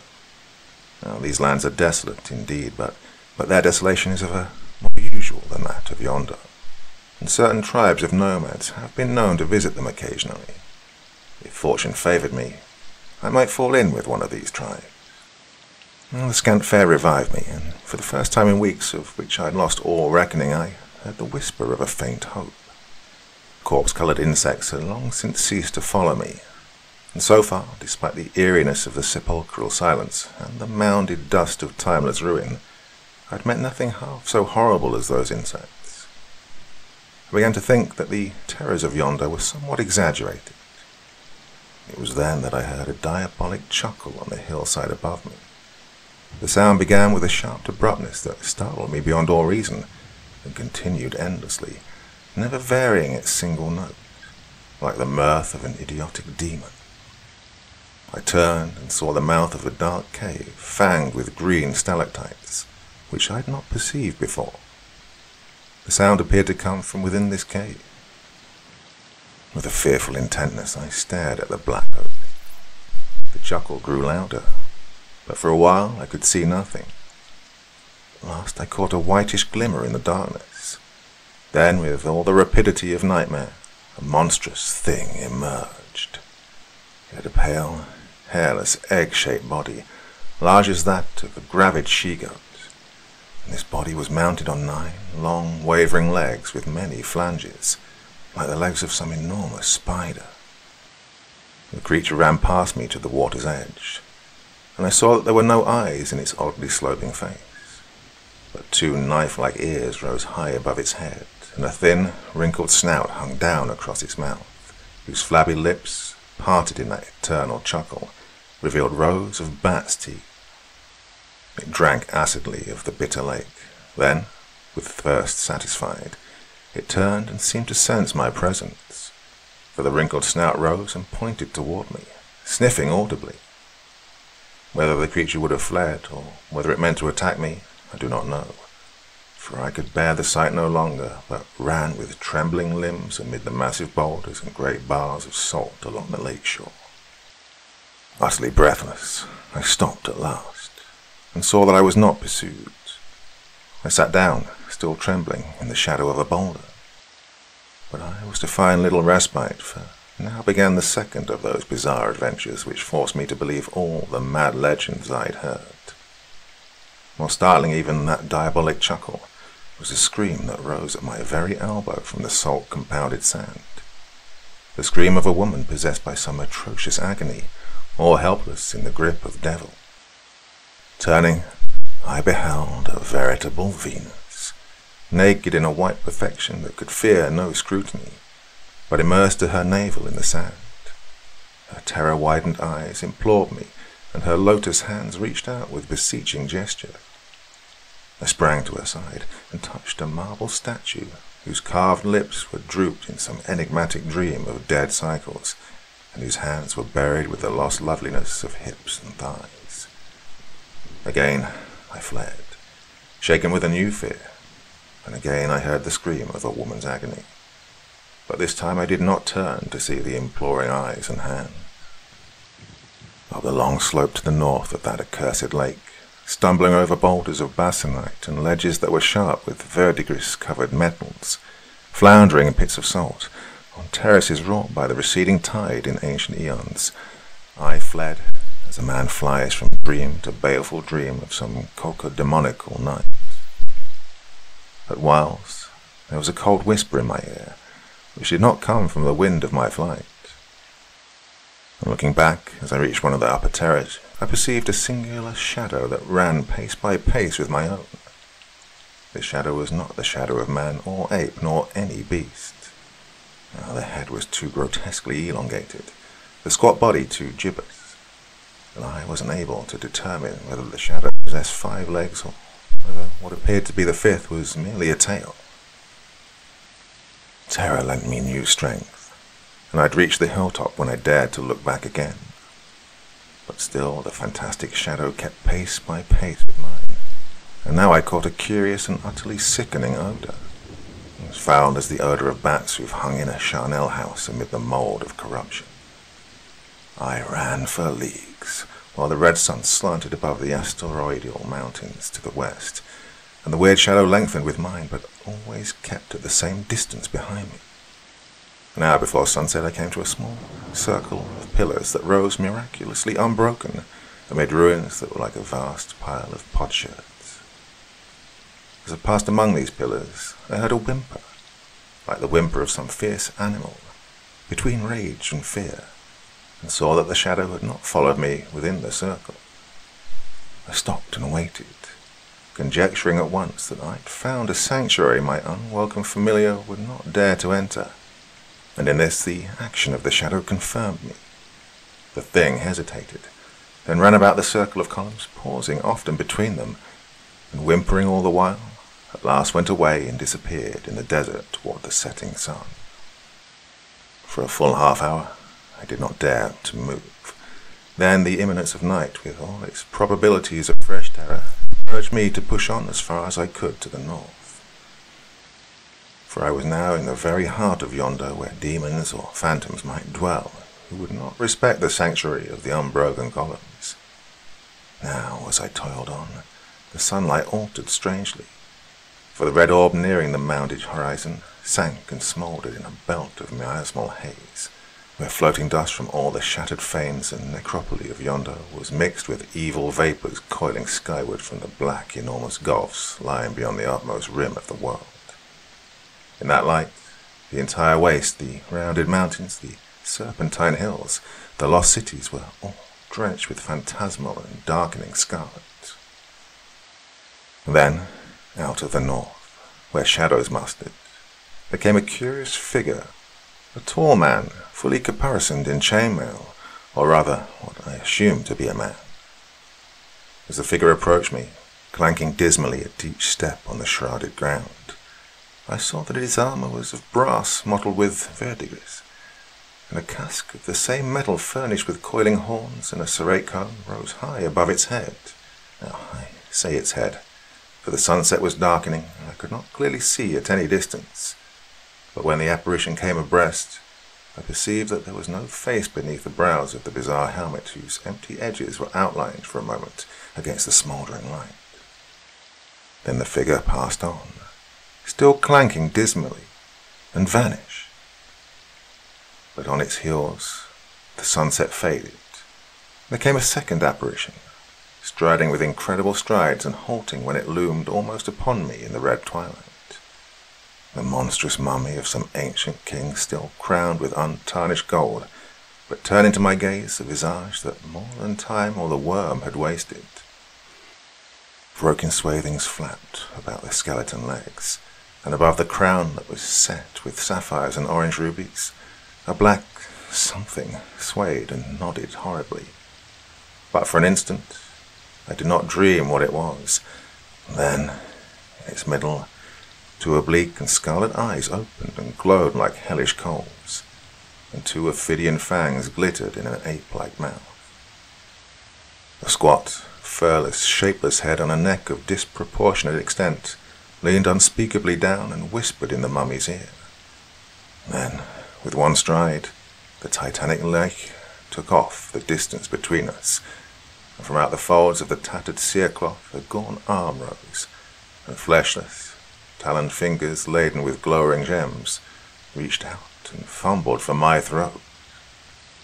Back through eons of madness and dread, in a prone, precipitate flight, I ran from those fumbling fingers that hung always on the dust behind me. Back forever, unthinking, unhesitating, to all the abominations I had left. Back in the thickening twilight toward the nameless and sharded ruins, the haunted lake, the forest of evil cacti, and the cruel, the cynical inquisitors of Ong, who waited my return.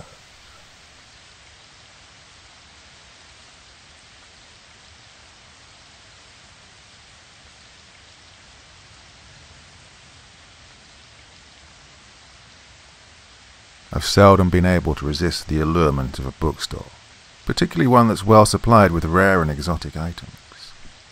Therefore I turned in at Tolman's to browse around for a few minutes. I'd come to San Francisco for one of my brief biannual visits and had started early that idle forenoon to an appointment with Cyprian Cincoll, a sculptor, a second or third cousin of mine, whom I'd not seen for several years. The studio was only a block from Tolman's, and there seemed to be no especial object in reaching it ahead of time.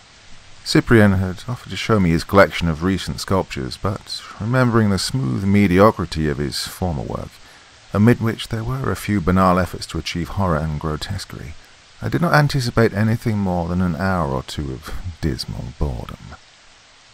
The little shop was empty of customers. Knowing my proclivities, the owner and his one assistant became tacitly non-attentive after a word of recognition, and left me to rummage at will among the curiously laden shelves. Wedged in between other but less alluring titles, I found a luxury edition of Goya's Proverbs. I began to turn the heavy pages and was soon engrossed in the diabolic art of these nightmare-nurtured drawings. It had always been incomprehensible to me that I did not shriek aloud with mindless, overmastering terror when I happened to look up from the volume and saw the thing that was crouching in a corner of the bookshelves before me. I could not have been more hideously startled if some hellish conception of Goya had suddenly come to life and emerged from one of the pictures in the folio. What I saw was a forward-slouching, vermin-grey figure, wholly devoid of hair or down or bristles, but marked with faint, etiolated rings like those of a serpent that has lived in darkness. It possessed the head and brow of an anthropoid ape, a semi-canine mouth and jaw, and arms ending in twisted hands whose black hyena talons nearly scraped the floor. The thing was infinitely bestial, and at the same time macabre, for its parchment skin had shriveled, corpse-like, mummified in a manner impossible to convey, and from eye sockets well-nigh deep as those of a skull, there glimmered evil slits of yellowish phosphorescence, like burning sulphur. Fangs that were stained as if with poison or gangrene issued from the slavering, half-open mouth, and the whole attitude of the creature was that of some maleficent monster in readiness to spring. Though I had been for years a professional writer of stories that often dealt with occult phenomena, with the weird and the spectral, I was not at this time possessed of any clear and settled belief regarding such phenomena. I had never before seen anything that I could identify as a phantom, nor even an hallucination, and I should hardly have said offhand that a bookstore on a busy street in full summer daylight was the likeliest places to see one. But the thing before me was assuredly nothing that could ever exist among the permissible forms of a sane world. It was too horrific, too atrocious to be anything but a creation of unreality. Even as I stared across the Goya, sick with half-incredulous fear, the apparition moved toward me. Well, I say that it moved, but its change of position was so instantaneous, so utterly without effort or visible transition, that the verb is hopelessly inadequate. The foul spectre had seemed 5 or 6 feet away, but now it was stooping directly above the volume that I held in my hands, with its loathsomely lambent eyes peering upward at my face, and a grey-green slime drooling from its mouth on the broad pages. At the same time I breathed an insupportable fetor, like a mingling of rancid serpent stench with the mouldiness of antique charnels and the fearsome reek of newly decaying carrion. In a frozen timelessness that was perhaps no more than a second or two, my heart appeared to suspend its beating, while I beheld the ghastly face. Gasping, I let the Goya drop with a resonant bang on the floor, and even as it fell, I saw that the vision had vanished. Tolman, a tonsured gnome with shell-rimmed goggles, rushed forward to retrieve the fallen volume, exclaiming, "What is wrong, Mr. Hestane? Are you ill?" From the meticulousness with which he examined the binding in search of possible damage, I knew that his chief solicitude was concerning the Goya. It was plain that neither he nor his clerk had seen the phantom, nor could I detect aught in their manner to indicate that they had noticed the mephitic odour that still lingered in the air, like an exhalation from broken graves. And, as far as I could tell, they did not even perceive the greyish slime that still polluted the open folio. I do not remember how I managed to make my exit from the shop. My mind had become a seething blur of muddled horror, of crawling, sick revulsion from the supernatural vileness I had beheld, together with the direst apprehension for my own sanity and safety. I recall only that I found myself on the street above Tolman's, walking with feverish rapidity toward my cousin's studio, with a neat parcel containing the Goya volume under my arm. Evidently, in my effort to atone for my clumsiness, I must have bought and paid for the book by a sort of automatic impulse, without any real awareness of what I was doing. I came to the building in which was my destination, but went on around the block several times before entering. All the while I fought desperately to regain my self-control and equipoise. I remember how difficult it was to moderate the pace at which I was walking, or refrain from breaking into a run. It seemed to me that I was fleeing all the time from an invisible pursuer. I tried to argue with myself to convince the rational part of my mind that the apparition had been the product of some evanescent trick of light and shade, or a temporary dimming of eyesight. But such sophistries were useless, for I'd seen the gargoylish terror all too distinctly, in an unforgettable fullness of grisly detail. What could the thing mean? I'd never used narcotic drugs or abused alcohol. My nerves, as far as I knew, were in sound condition. But either I'd suffered a visual hallucination that might mark the beginning of some obscure cerebral disorder, or had been visited by a spectral phenomenon, by something from the realms and dimensions that are past the normal scope of human perception. It was a problem either for the alienist or the occultist. Though I was still damnably upset, I contrived to regain a nominal composure of my faculties. Also, it occurred to me that the unimaginative portrait busts and tamely symbolic figure groups of Cyprian Sincall might serve admirably to soothe my shaken nerves. Even his grotesques would seem sane and ordinary by comparison with the blasphemous gargoyle that had drooled before me in the bookshop. I entered the studio building and climbed a worn stairway to the second floor, where Cyprian had established himself in a somewhat capacious suite of rooms. As I went up the stairs, I had the peculiar feeling that somebody was climbing them just ahead of me, but I could neither see nor hear anyone, and the hall above was no less silent and empty than the stairs. Cyprian was in his atelier when I knocked. After an interval which seemed unduly long, I heard him call out, telling me to enter. I found him wiping his hands on an old cloth, and surmised that he'd been modelling. A sheet of light burlap had been thrown over what was plainly an ambitious but unfinished group of figures, which occupied the centre of the long room. All around were other sculptures in clay, bronze, marble, and even the terracotta and steatite which he sometimes employed for his less conventional conceptions. At one end of the room there stood a heavy Chinese screen. At a single glance I realized that a great change had occurred, both in Cyprian Sincoll and his work. I remembered him as an amiable, somewhat flabby-looking youth, always dapperly dressed with no trace of the dreamer or visionary. It was hard to recognize him now, for he had become lean, harsh, vehement, with an air of pride and penetration that was almost Luciferian. His unkempt mane of hair was already shot with white, and his eyes were electrically brilliant with a strange knowledge, and yet somehow they were vaguely furtive, as if there dwelt behind them a morbid and macabre fear. The change in his sculptures was no less striking. The respectable tameness and polished mediocrity were gone, and in their place, incredibly, was something little short of genius. More unbelievable still, in view of the laboriously ordinary grotesques of his earlier phase, was the trend that his art had now taken. All around me were frenetic, murderous demons, satyrs mad with nympholepsy, ghouls that seemed to sniff the odours of the charnel, lamias voluptuously coiled about their victims, and less nameable things that belonged to the outland realms of evil myth and malign superstition. Sin, horror, blasphemy, diablerie, the lust and malice of pandemonium, all had been caught with impeccable art. The potent nightmarishness of these creations was not calculated to reassure my trembling nerves, and all at once I felt an imperative desire to escape from the studio, to flee from the baleful throng of frozen cacodemons and chiseled chimeras. My expression must have betrayed my feelings to some extent. "Pretty strong work, aren't they?" said Cyprian in a loud, vibrant voice with a note of harsh pride and triumph. "I can see that you're surprised. You didn't look for anything of the sort, I dare say." "No, candidly I didn't," I admitted. "Good Lord, man, you will become the Michelangelo of diabolism if you go on at this rate. Where on earth do you get such stuff?"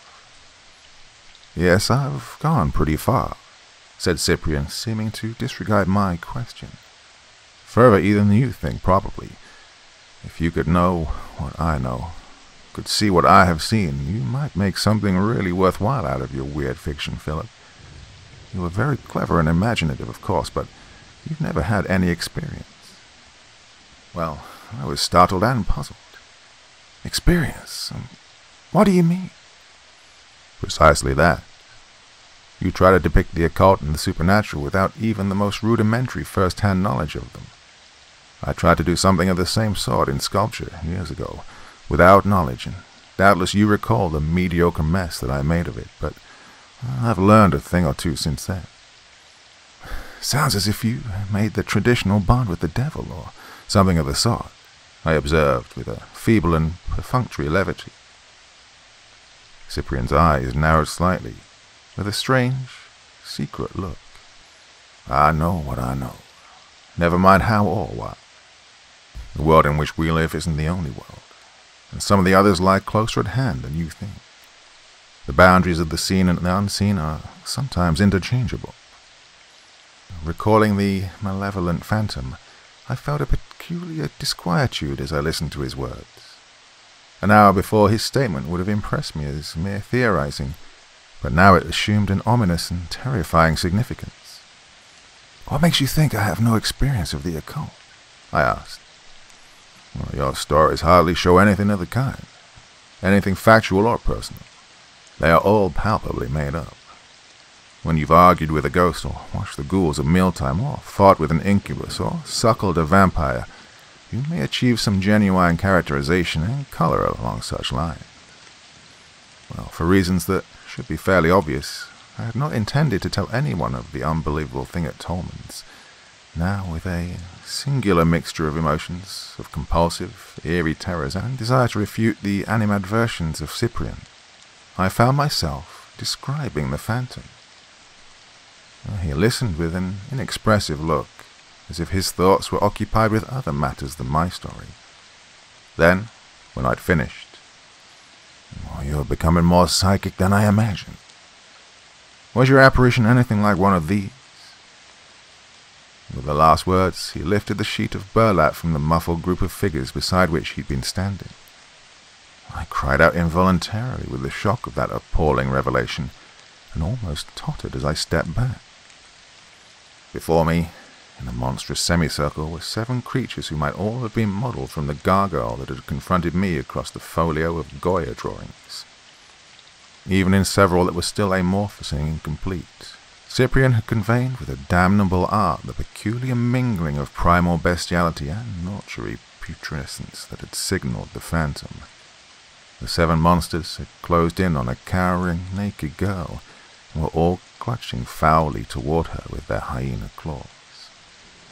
The stark, frantic, insane terror on the face of the girl, and the slavering hunger of her assailants, were alike unbearable.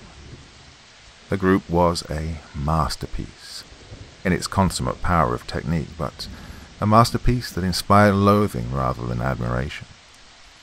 And following my recent experience, the sight of it affected me with indescribable alarm. It seemed to me that I'd gone astray from the normal, familiar world into a land of detestable mystery, of prodigious and unnatural menace. Held by an abhorrent fascination, it was hard for me to wrench my eyes away from the figure-piece. At last, I turned from it to Cyprian himself. He was regarding me with a cryptic air, beneath which I suspected a covert gloating. "How do you like my little pets?" he inquired. "I'm going to call the composition The Hunters from Beyond." Before I could answer, a woman suddenly appeared from behind the Chinese screen. I saw that she was the model for the girl in the unfinished group. Evidently she'd been dressing, and she was now ready to leave, for she wore a tailored suit and a smart toque. She was beautiful, in a dark, semi-Latin fashion, but her mouth was sullen and reluctant, and her wide liquid eyes were wells of strange terror as she gazed at Cyprian, myself, and the uncovered statue piece. Cyprian did not introduce me. He and the girl talked together in low tones for a minute or two, and I was unable to overhear more than half of what they said. I gathered, however, that an appointment was being made for the next sitting. There was a pleading, frightened tone in the girl's voice, together with an almost maternal concern, and Cyprian seemed to be arguing with her, or trying to reassure her about something. At last she went out, with a clear, supplicative glance at me, a glance whose meaning I could only surmise, and could not wholly fathom. "That was Marta," said Cyprian. "She's half Irish, half Italian. Good model, but my new sculptures seem to be making her a little nervous." He laughed abruptly with a mirthless, jarring note that was like the cachinnation of a sorcerer. "Oh, in God's name, what are you trying to do here?" I burst out. "What does it all mean? Do such abominations really exist on Earth or in any hell?" He laughed once again, with an evil subtlety, and became evasive all at once. "Anything may exist in a boundless universe with multiple dimensions. Anything may be real or unreal. Who knows? It's not for me to say. Figure it out for yourself if you can. There's a vast field for speculation, and perhaps more than speculation." With this, he began immediately to talk of other topics.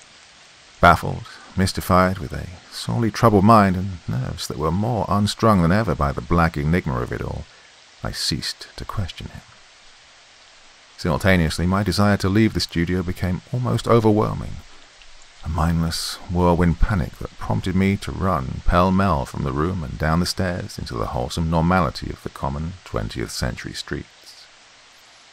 It seemed to me that the rays which fell through the skylights were not those of the sun, but of some darker orb, that the room was touched with unclean webs of shadow where shadow should not have been, that the stone satans, the bronze lamias, the terracotta satyrs, and the clay gargoyles had somehow increased in number, and might spring to malignant life at any instant.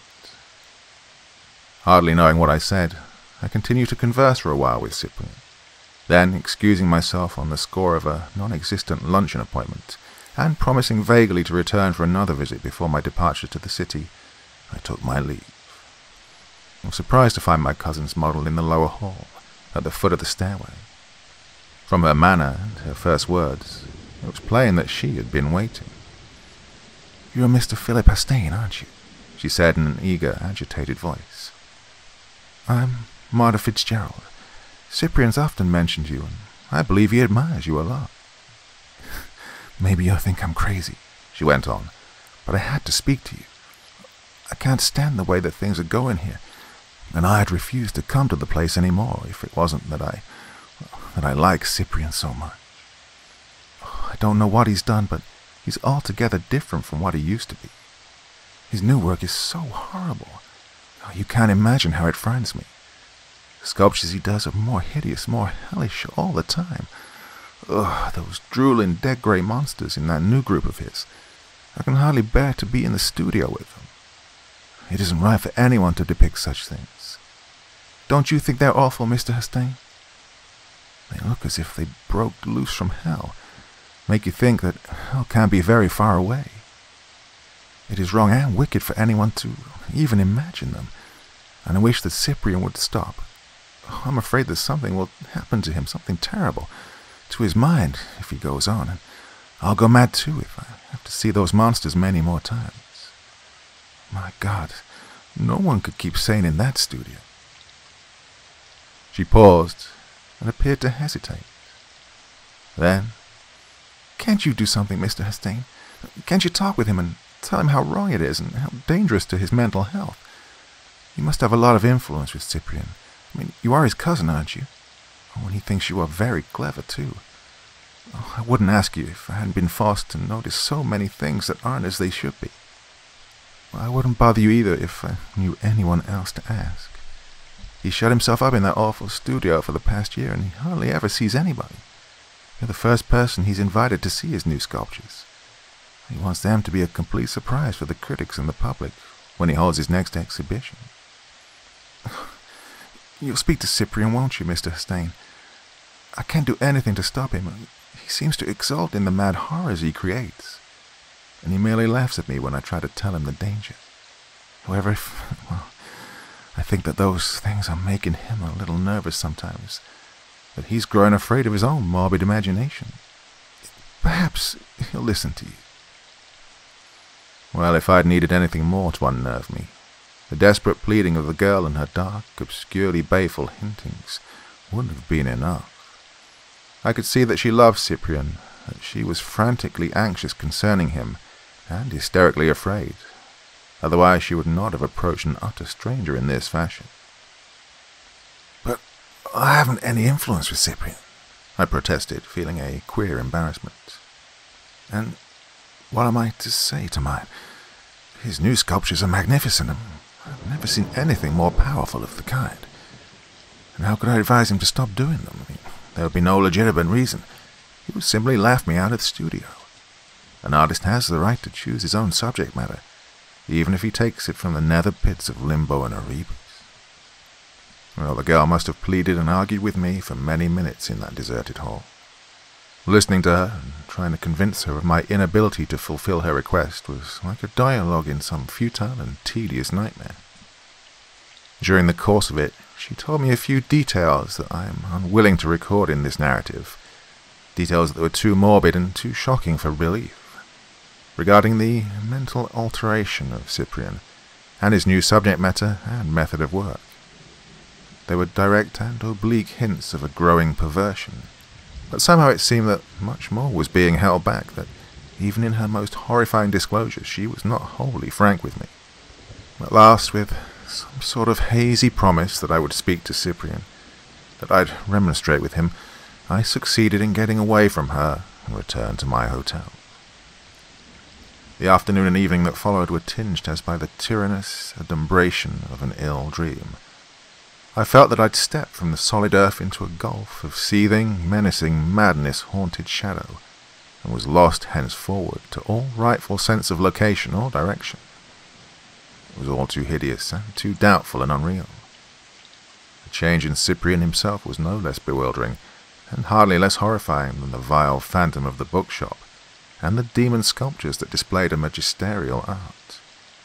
It was as if the man had become possessed by some satanic energy or entity. Everywhere that I went, I was powerless to shake off the feeling of an intangible pursuit, of a frightful, unseen vigilance. It seemed to me that the worm-grey face and sulphurous eyes would reappear at any moment, that the semi-canine mouth with its gangrene-dripping fangs might come to slaver above the restaurant table at which I ate, or upon the pillow of my bed. I did not dare reopen the purchased Goya volume, for fear of finding that certain pages were still defiled with a spectral slime. I went out and spent the evening in cafes, theatres, wherever people thronged and the lights were bright. It was after midnight when I finally ventured to brave the solitude of my hotel bedroom. Then there were the endless hours of nerve-wrung insomnia, of shivering, sweating apprehension beneath the electric bulb that I had left burning. Finally, a little before dawn, by no conscious transition and with no premonitory drowsiness, I fell asleep. I remember no dreams, only the vast incubus-like oppression that persisted even in the depth of slumber, as if to drag me down with its formless, ever-clinging weight into gulfs beyond the reach of created flight or the fathoming of organized entity. It was almost noon when I awoke. I found myself staring into the verminous, apish, mummy-dead face and hell-illumined eyes of the gargoyle that had crouched before me in the corner of Tolman's. The thing was standing at the foot of my bed, and behind it, as I stared, the wall of the room, which was covered with a floral paper, dissolved in an infinite vista of greyness, teeming with ghoulish forms that emerged like monstrous misshapen bubbles from plains of ulgulant ooze and skies of serpentine vapour. It was another world, and my very sense of equilibrium was disturbed by an evil vertigo as I gazed. It seemed to me that my bed was heaving dizzily, was turning slowly, deliriously toward the gulf, that the feculent vista and the vile apparition were swimming beneath me, that I would fall toward them in another moment and be precipitated forever into that world of abysmal monstrosity and obscenity. In a start of profound alarm, I fought my vertigo, fought the sense that another world than mine was drawing me, that the unclean gargoyle was luring me by some unspeakable mesmeric spell, as a serpent is said to lure its prey. I seemed to read a nameless purpose in its yellow-slitted eyes, in the soundless moving of its oozy lips. My very soul recoiled with nausea and revulsion as I breathed its pestilential fetor. Apparently, the mere effort of mental resistance was enough. The vista and the face receded. They went out in a swirl of daylight. I saw the design of tea roses on the wallpaper beyond, and the bed beneath me was sanely horizontal once more. I lay sweating with my terror, all adrift on a nightmare surmise of unearthly threat and whirlpool madness, till the ringing of the telephone bell recalled me automatically to the known world. I sprang to answer the call. It was Cyprian, though I should hardly have recognized the dead, hopeless tones of his voice, from which the mad pride and self-assurance of the previous day had wholly vanished. "I must see you at once," he said. "Can you come to the studio?" I was about to refuse, to tell him that I had been called home suddenly, that there was no time, that I must catch the noon train, anything to avert the ordeal of another visit to that place of mephitic hell, when I heard his voice again. "Oh, you simply must come, Philip. I can't tell you about it over the phone. A dreadful thing has happened. Marta has disappeared." I consented, telling him that I would start for the studio as soon as I dressed. The whole nightmare had closed in, had deepened immeasurably with his last words.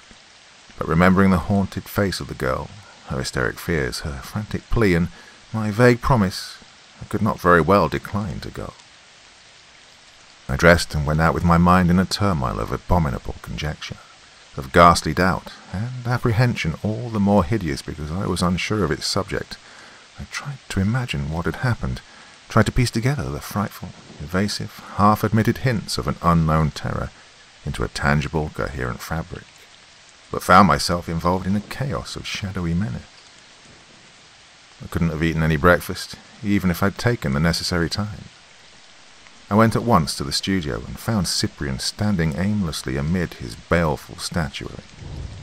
His look was that of a man who'd been stunned by the blow of some crushing weapon, or has gazed on the very face of Medusa. He greeted me in a vacant manner, with dull, toneless words. Then, like a charged machine, as if his body rather than his mind were speaking, he began at once to pour forth the atrocious narrative. "They took her," he said simply.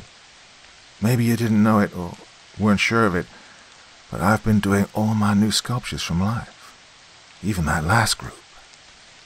Marta was posing for me this forenoon, only an hour ago or less. I'd hoped to finish her part of the modeling today, and she wouldn't have had to come again for this particular piece. I hadn't called the things this time, since I knew she was beginning to fear them more and more. Oh, I think she feared them on my account more than her own. They were making me a little uneasy, too, by the boldness with which they sometimes lingered when I'd ordered them to leave. Oh, and the way they would sometimes appear when I didn't want them to. I was busy with some final touches on the girl figure, and wasn't even looking at Marta, when suddenly I knew the things were there. Well, the smell told me. If nothing else, I guess you know what that smell is like. I looked up and found the studio was full of them. They'd never before appeared in such numbers.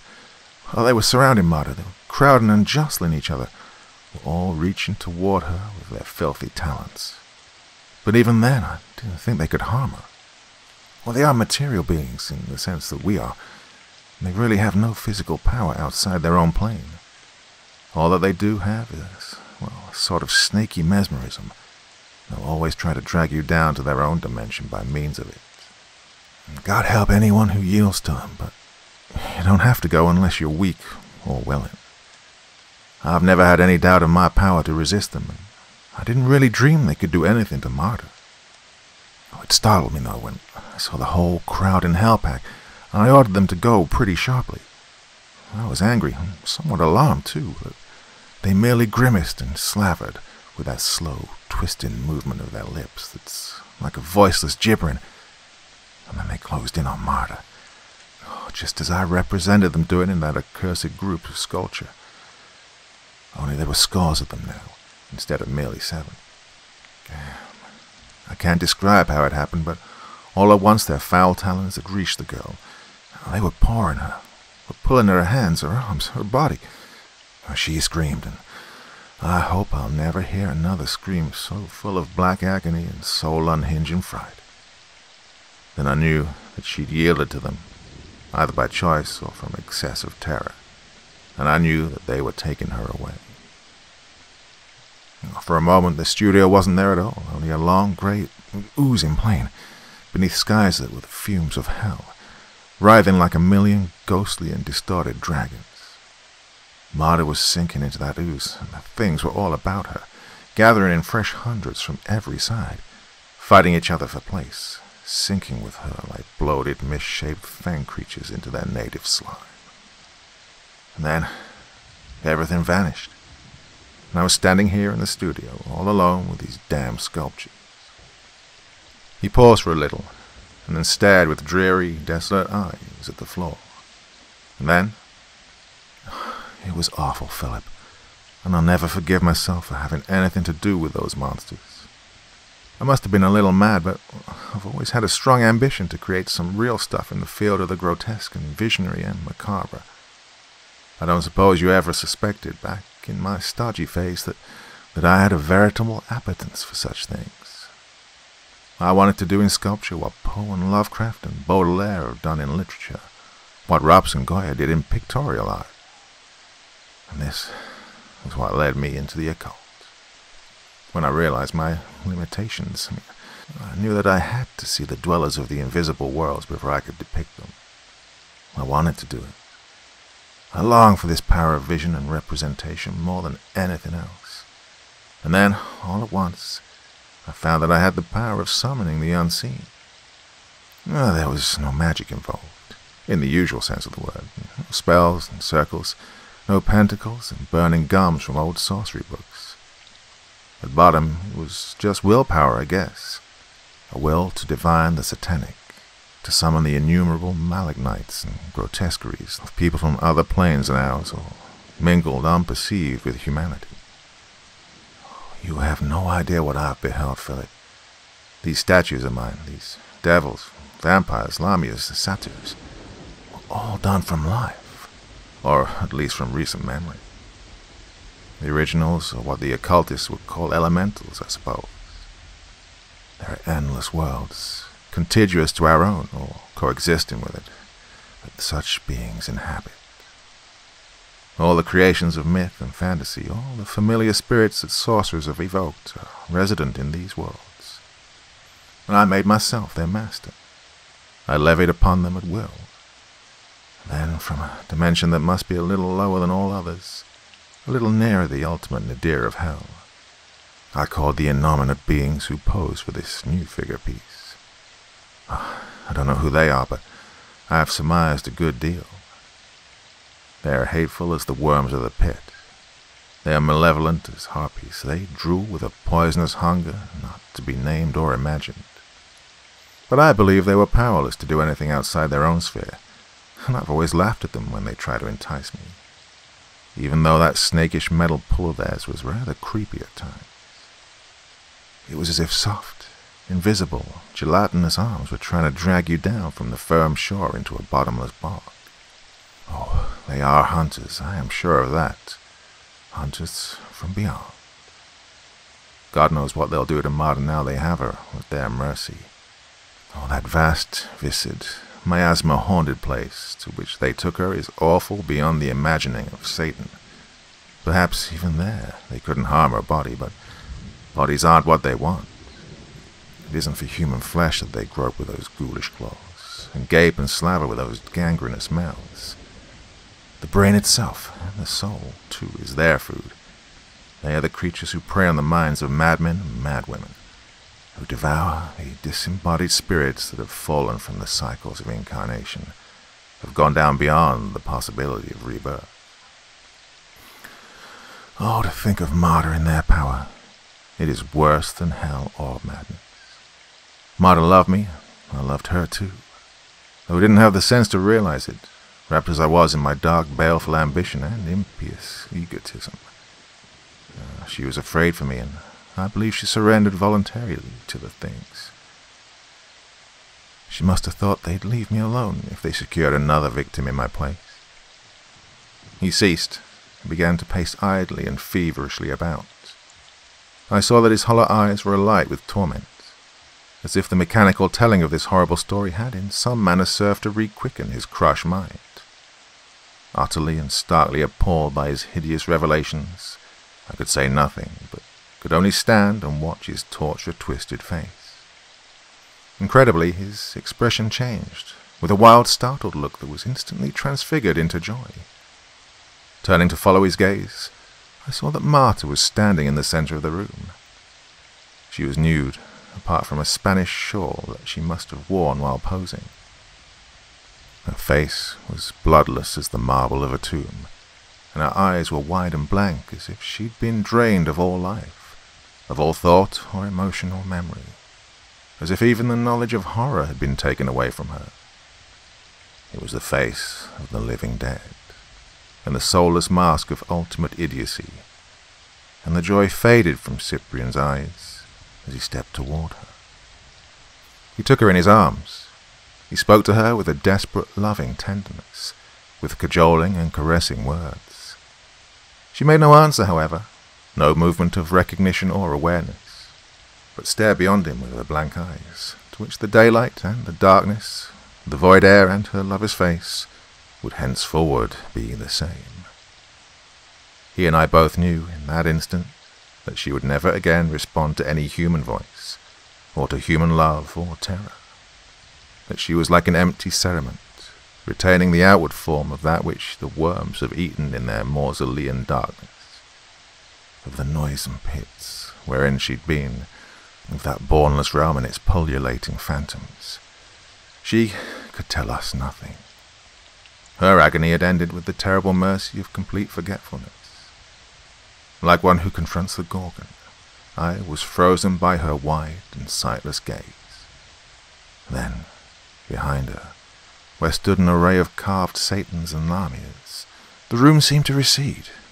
The walls and floors dissolved into a seething, unfathomable gulf, amid whose pestilential vapours the statues were mingled in momentary and loathsome ambiguity with the ravening faces, the hunger-contorted forms that swirled toward us from their ultra-dimensional limbo, like a devil-laden hurricane from the Malabulge. Outlined against that boiling, measureless cauldron of malignant storm, Marta stood like an image of glacial death and silence in the arms of Cyprian. Then, once more, after a little, the abhorrent vision faded, leaving only the diabolic statuette. I like to think that I alone beheld it, that Cyprian had seen nothing but the dead face of Marta. He drew her close. He repeated his hopeless words of tenderness and cajolery, and then, suddenly, he released her with a vehement sob of despair. Turning away, while she stood and still looked on with unseeing eyes, he snatched a heavy sculptor's mallet from the table on which it was lying, and proceeded to smash with furious blows the newly modelled group of gargoyles, till nothing was left but the figure of the terror-maddened girl, crouching above a mass of cloddish fragments and formless, half-dried clay.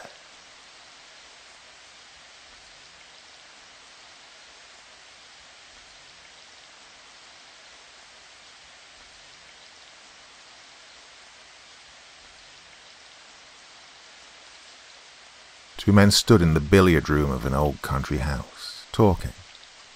Play, which had been of a half-hearted nature, was over, and they sat down at the open window, looking out over the park stretching away beneath them, conversing idly. "Your time's nearly up, Jem," said one at length. "This time 6 weeks you'll be yawning out of the honeymoon, and cursing the woman, who invented them." Jem Benson stretched his long limbs in the chair and grunted in dissent. "I've never understood it," continued Wilfred Carr, yawning. "It's not in my line at all. I never had money enough for my own wants, let alone for two. Perhaps if I were as rich as you or Croesus, I might regard it differently." There was sufficient meaning in the latter part of the remark for his cousin to forbear to reply to it. He continued to gaze out of the window and to smoke slowly. "Not being as rich as Croesus or you," resumed Carr, regarding him from beneath lowered lids, "I paddle my own canoe down the stream of time, and, tying it to my friends' doorposts, go in to eat their dinners." "Quite Venetian," said Jem Benson, still looking out of the window. "It's not a bad thing for you, Wilfred, that you have the doorposts and dinners and, friends." Carr grunted in his turn. "Seriously, though, Jem," he said slowly, "you're a lucky fellow, a very lucky fellow. If there's a better girl above ground than Olive, I should like to see her." "Yes," said the other quietly. "Well, she's an exceptional girl," continued Carr, staring out of the window. "She's so good and gentle. She thinks you are a bundle of all the virtues." He laughed frankly and joyously, but the other man did not join him. "Strong sense of right and wrong, though. continued Carr musingly. "Do you know, I believe that if she found out what you were not..." "Not what?" demanded Benson, turning upon him fiercely. "Not what?" "Everything that you are," returned his cousin with a grin that belied his words. "Well, I believe she'd drop you." "Talk about something else," said Benson slowly. "Your pleasantries are not always in the best taste." Wilfred Carr rose and, taking a cue from the rack, bent over the board and practiced one or two favourite shots. "The only other subject I can talk about just at present is my own financial affairs," he said slowly, as he walked round the table.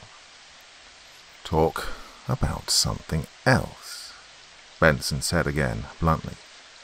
"And the two things are connected," said Carr. Dropping his cue, he half sat on the table and eyed his cousin. There was a long silence. Benson pitched the end of his cigar out of the window and, leaning back, closed his eyes. "Do you, follow me?" inquired Carr at length. Benson opened his eyes and nodded at the window. "Do you want to follow my cigar?" he demanded. "I should prefer to depart by the usual way for your sake," returned the other, unabashed. "If I left by the window, all sorts of questions would be asked, and you know how talkative a chap I am." So long as you don't talk about my affairs," returned the other, restraining himself by an obvious effort. "You can talk yourself hoarse." "I'm in a mess," said Carr slowly. "A devil of a mess. If I don't raise 1,500 by this day fortnight, I may be getting my board and lodging free." "Would that be any change?" questioned Benson. "The quality would," retorted the other. "The address would also not be good. Seriously, Jem, will you let me have the 1,500? "No," said the other simply. Carr went white. "It's to save me from ruin," he said thickly. "I've helped you till I'm tired," said Benson, turning and regarding him, "and it is all to no good. If you've got into a mess, get out of it. You should not be so fond of giving autographs away." "Yeah, it's foolish, I admit," said Carr deliberately. "I won't do so any more. By the way, I've got some to sell. You needn't sneer, they're not my own." "Whose are they?" inquired the other. Yours." Benson got up from his chair and crossed over to him. "What is this?" he asked quietly. "Blackmail?" "Call it what you like," said Carr. "I've got some letters for sale. Price 1,500. And I know a man who would buy them at that price for the mere chance of getting olive from you. Well, I'll give you first offer. If you've got any letters bearing my signature, you'll be good enough to give them to me," said Benson very slowly. "They're mine," said Carr lightly. "Given to me by the lady you wrote them to. I must say they are not all in the best possible taste." His cousin reached forward suddenly and, catching him by the collar of his coat, pinned him down on the table. "Give me those letters," he breathed, sticking his face close to Carr's. "They're not here," said Carr, struggling. "I'm not a fool. Let me go or I'll raise the price." The other man raised him from the table in his powerful hands, apparently with the intention of dashing his head against it. Then suddenly his hold relaxed as an astonished-looking maidservant entered the room with letters. Carr sat up hastily. "That's how it was done," said Benson, for the girl's benefit, as he took the letters. "I don't wonder at the other man making him pay for it, then," said Carr blandly. "You will give me those letters?" asked Benson suggestively as the girl left the room. At the price I mentioned, yes," said Carr. "But so sure as I am a living man, if you lay your clumsy hands on me again, I'll double it. Now, I'll leave you for a time while you think it over." He took a cigar from the box and, lighting it carefully, quitted the room. His cousin waited until the door had closed behind him and then, turning to the window, sat there in a fit of fury, as silent as it was terrible. The air was fresh and sweet from the park, heavy with the scent of new-mown grass. The fragrance of a cigar was now added to it, and glancing out he saw his cousin pacing slowly by. He rose and went to the door, and then, apparently altering his mind, he returned to the window and watched the figure of his cousin as it moved slowly away into the moonlight. Then he rose again, and, for a long time, the room was empty. It was empty when Mrs. Benson came in some time later to say good night to her son on her way to bed. She walked slowly round the table and, pausing at the window, gazed from it in idle thought, until she saw the figure of her son advancing rapid strides toward the house. He looked up at the window. "Good night," said she. "Good night," said Benson in a deep voice. "Where's Wilfred?" "Oh, he's gone," said Benson. "Gone?" "We had a few words. He was wanting money again, and I gave him a piece of my mind. I don't think we shall see him again." "Oh, poor Wilfred," sighed Mrs. Benson. "He's always in trouble of some sort. I hope that you weren't too hard upon him." "No more than he deserved," said her son sternly. "Good night." The well, which had long ago fallen into disuse, was almost hidden by the thick tangle of undergrowth which ran riot at the corner of the old park. It was partly covered by the shrunken half of a lid, above which a rusty windlass creaked in company with the music of the pines when the wind blew strongly. The full light of the sun never reached it, and the ground surrounding it was moist and green when other parts of the park were gaping with the heat. Two people walking slowly round the park in the fragrant stillness of a summer evening strayed in the direction of the well. "Oh, no use going through this wilderness, Olive," said Benson, pausing on the outskirts of the pines and eyeing with some disfavour the gloom beyond. "Best part of the park," said the girl briskly. "Oh, you know it's my favourite spot." "I know you're very fond of sitting on the coping," said the man slowly, "and I wish you wouldn't. One day you'll lean back too far and fall in." "And then make the acquaintance of truth," said Olive lightly. "Come along." She ran from him and was lost in the shadow of the pines, the bracken crackling beneath her as her feet ran across it. Her companion followed slowly, and, emerging from the gloom, saw her poised daintily on the edge of the well, with her feet hidden in the rank grass and nettles which surrounded it. She motioned her companion to take a seat by her side, and smiled softly as she felt a strong arm passed around her waist. "Oh, I like this place," said she, breaking a long silence. "It is so dismal, so uncanny. Do you know, I wouldn't dare sit there alone, Jem. I should imagine all sorts of dreadful things were hidden beneath those bushes and trees, waiting to spring out on me. Oh!" "Well, you'd better let me take you in," said her companion tenderly. "The well isn't always wholesome, especially in the hot weather. Let's make a move."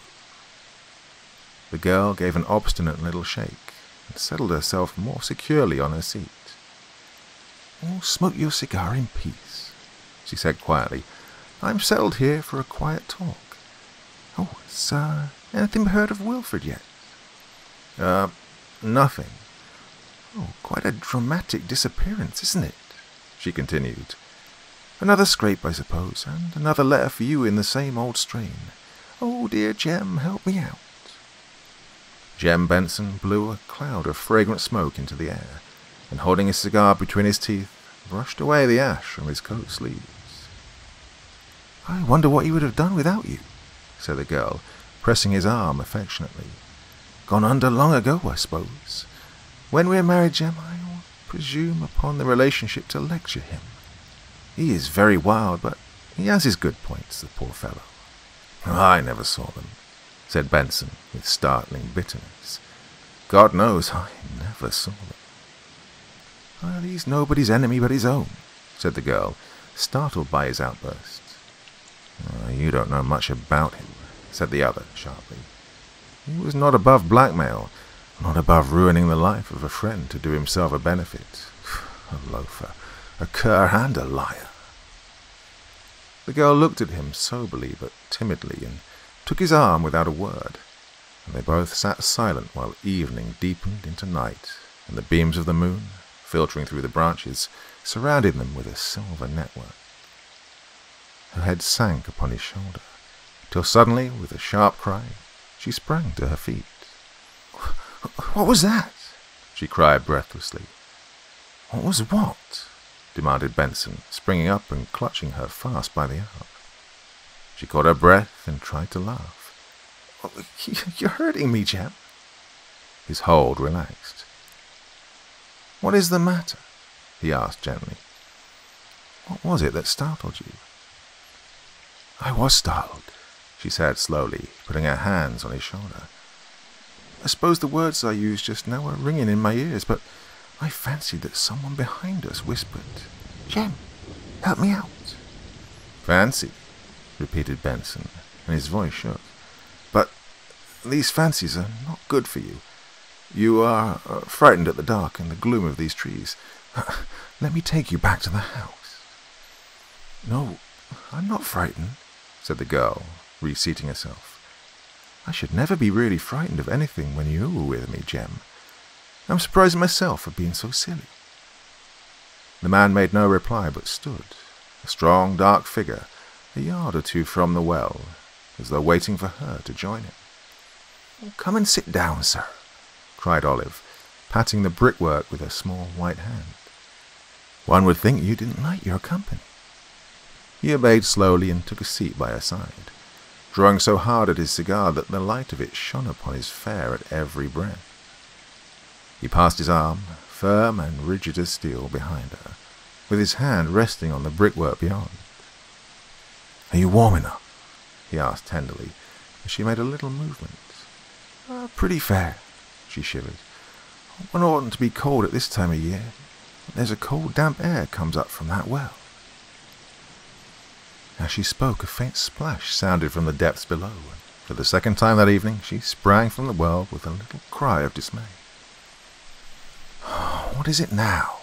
He asked in a fearful voice. He stood by her side and gazed at the well, as though half expecting to see the cause of her alarm emerge from it. Oh, my bracelet, she cried in distress. My poor mother's bracelet. I've dropped it down the well. Your bracelet, repeated Benson dully. Your bracelet, the diamond one. Oh, that was my mother's, said Olive. Oh, we can't get it back, surely. Look, we must have the water drained off. Your bracelet, repeated Benson stupidly. Jem, said the girl in terrified tones. Dear Jem, what's the matter? For the man she loved was standing, regarding her with horror. The moon which touched it was not responsible for all the whiteness of the distorted face, and she shrank back in fear to the edge of the well. He saw her fear and, by a mighty effort, regained his composure and took her hand. Poor little girl, he murmured. You frightened me. I was not looking when you cried, and I thought that you were slipping from my arms. Down, down. His voice broke, and the girl, throwing herself into his arms, clung to him convulsively. There, said Benson fondly. Don't cry, don't cry. Tomorrow, said Olive, half laughing, half crying. We'll all come round the well with hook and line and fish for it. It'll be quite a new sport. No, we must try some other way, said Benson. You shall have it back. How? asked the girl. You shall see, said Benson. Tomorrow morning, at latest, you shall have it back. Till then, promise me that you will not mention your loss to anyone. Promise? I promise, said Olive, wonderingly. But why not? Well, it is of great value, for one thing. Well, there are many reasons. For one thing, it is my duty to get it for you. Wouldn't you like to jump down for it? she asked mischievously. Listen. She stooped for a stone and dropped it down. Fancy being where that is now, she said, peering into the blackness. Fancy going round and round like a mouse in a pail, clutching at the slimy sides, with the water filling your mouth, and looking up to the little patch of sky above. You'd better come in, said Benson very quietly. You're developing a taste for the morbid and horrible. The girl turned and, taking his arm, walked slowly in the direction of the house. Mrs. Benson, who was sitting in the porch, rose to receive them. Oh, you shouldn't have kept her out so long, she said chidingly. Where have you been? Oh, sitting on the well, said Olive, smiling, discussing our future. I don't believe that place is healthy, said Mrs. Benson emphatically. I really think it might be filled in, Jem. All right, said her son slowly. Pity it wasn't filled in long ago. He took the chair vacated by his mother as she entered the house with Olive, and with his hands hanging limply over the sides, sat in deep thought. After a time he rose, and going upstairs to a room which was set apart for sporting requisites, selected a sea fishing line and some hooks, and stole softly downstairs again. He walked swiftly across the park in the direction of the well, turning before he entered the shadow of the trees to look back at the lighted windows of the house. Then, having arranged his line, he sat on the edge of the well and cautiously lowered it. He sat with his lips compressed, occasionally looking about him in a startled fashion, as though he half expected to see something peering at him from the belt of trees. Time after time he lowered his line until at length, in pulling it up, he heard a little metallic tinkle against the side of the well. He held his breath then, and forgetting his fears, drew the line in inch by inch, so as not to lose its precious burden. His pulse beat rapidly, and his eyes were bright. As the line came slowly in, he saw the catch hanging to the hook, and with a steady hand drew the last few feet in. And then he saw that, instead of the bracelet, he'd hooked a bunch of keys. With a faint cry, he shook them from the hook into the water below, and stood breathing heavily. Not a sound broke the stillness of the night. He walked up and down a bit and stretched his great muscles. Then he came back to the well and resumed his task. For an hour or more the line was lowered without result. In his eagerness he forgot his fears, and with eyes bent down the well, fished slowly and carefully.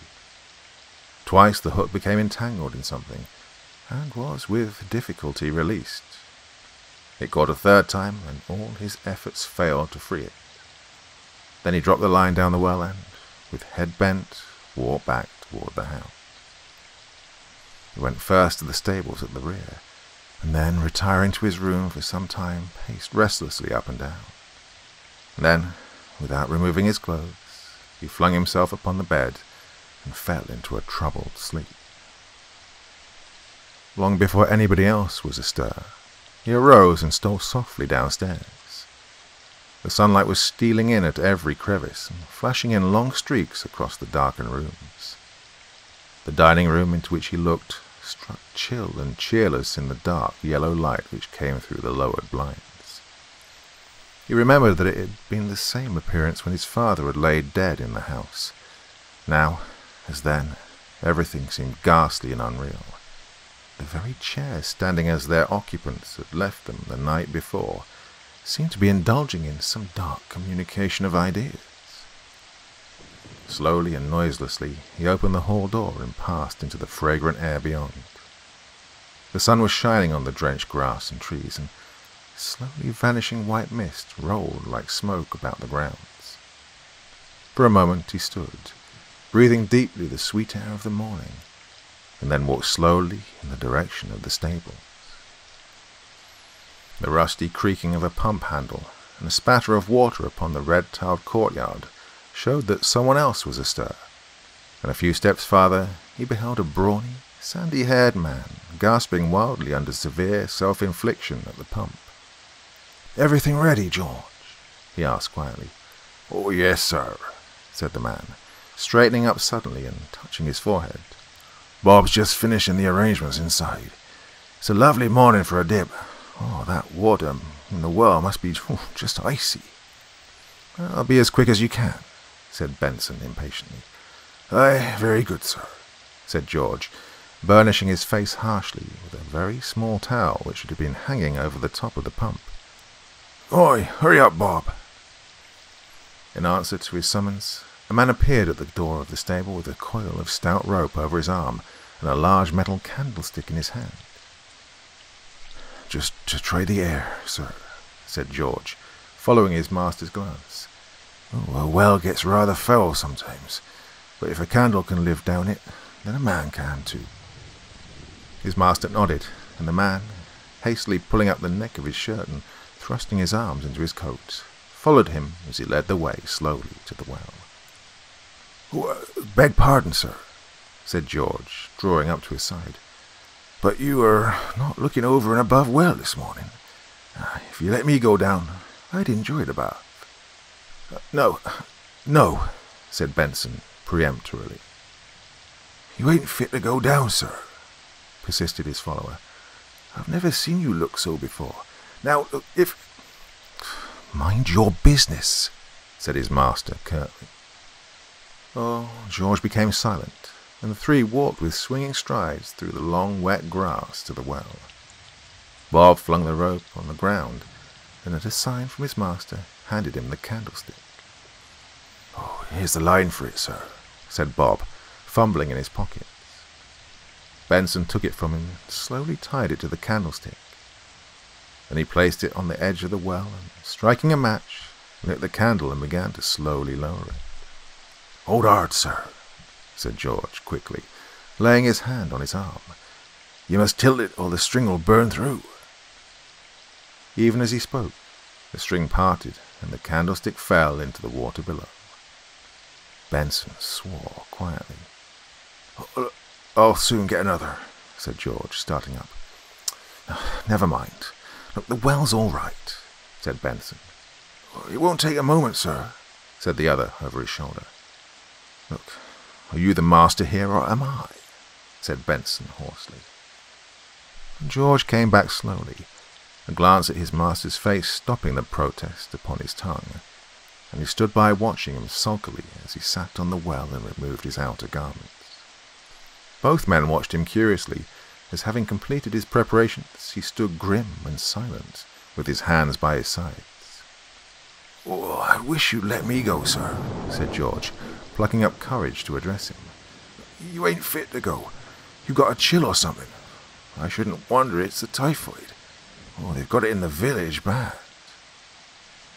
For a moment Benson looked at him angrily, and then his gaze softened. "Not this time, George," he said quietly. He took the looped end of the rope and placed it under his arms, and sitting down threw one leg over the side of the well. "How are you going to go about it, sir?" queried George, laying hold of the rope and signing to Bob to do the same. "I'll call out when I reach the water," said Benson.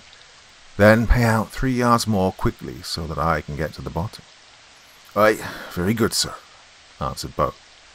Their master threw the other leg over the coping and sat motionless. His back was turned toward the men as he sat with head bent, looking down the shaft.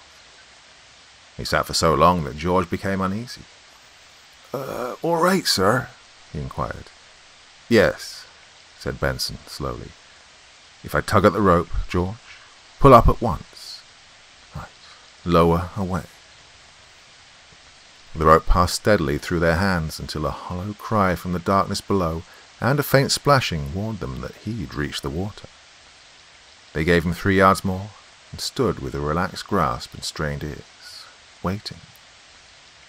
"Oh, he's gone under," said Bob in a low voice. The other nodded and, moistening his huge palms, took a firmer grip of the rope. Fully a minute passed, and the men began to exchange uneasy glances. And then a sudden tremendous jerk, followed by a series of feebler ones, nearly tore the rope from their grasp. "Pull," said George, placing one foot on the side and hauling desperately. "Pull, pull, He's stuck fast. He's not coming. Pull! In response to their terrific exertions, the rope came slowly in, inch by inch, until at length a violent splashing was heard, and at the same moment a scream of unutterable horror came echoing up the shaft. "Oh, what a weight he is!" panted Bob. "Oh, he's stuck fast or something. Keep still, sir, for heaven's sake, keep still."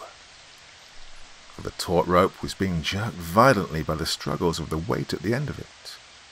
Both men, with grunts and sighs, hauled it in foot by foot. "All right, sir," cried George cheerfully. He had one foot against the well and was pulling manfully. The burden was nearing the top. A long pull and a strong pull, and the face of a dead man with mud in his eyes and nostrils came peering over the edge. Behind it was the ghastly face of his master. But this he saw too late, for with a great cry he let go of his hold of the rope and stepped back. The suddenness overthrew his assistant, and the rope tore through his hands. And there was a frightful splash. "Oh, you fool!" stammered Bob, and ran to the well helplessly. "God, run!" cried George. "Run for another line!" He bent over the coping and called eagerly down as his assistant sped back to the stable, shouting wildly. His voice re-echoed down the shaft, but all else was silence.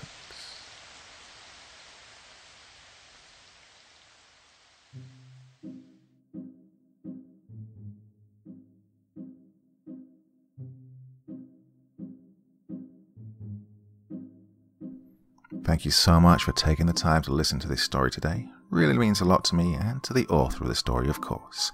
Well, if you want to know more about me, I'm pretty much everywhere on social media. You can find me on Facebook, Twitter, Instagram. You can download my music on SoundCloud. I've got a Patreon if you feel like. Throw me $1 or $2. Very much appreciated. And of course, on Reddit, I have a place where you can leave stories if you want me to read one that you've written. Well, hoping to see you all again very soon. Till then, sweet dreams, and bye-bye.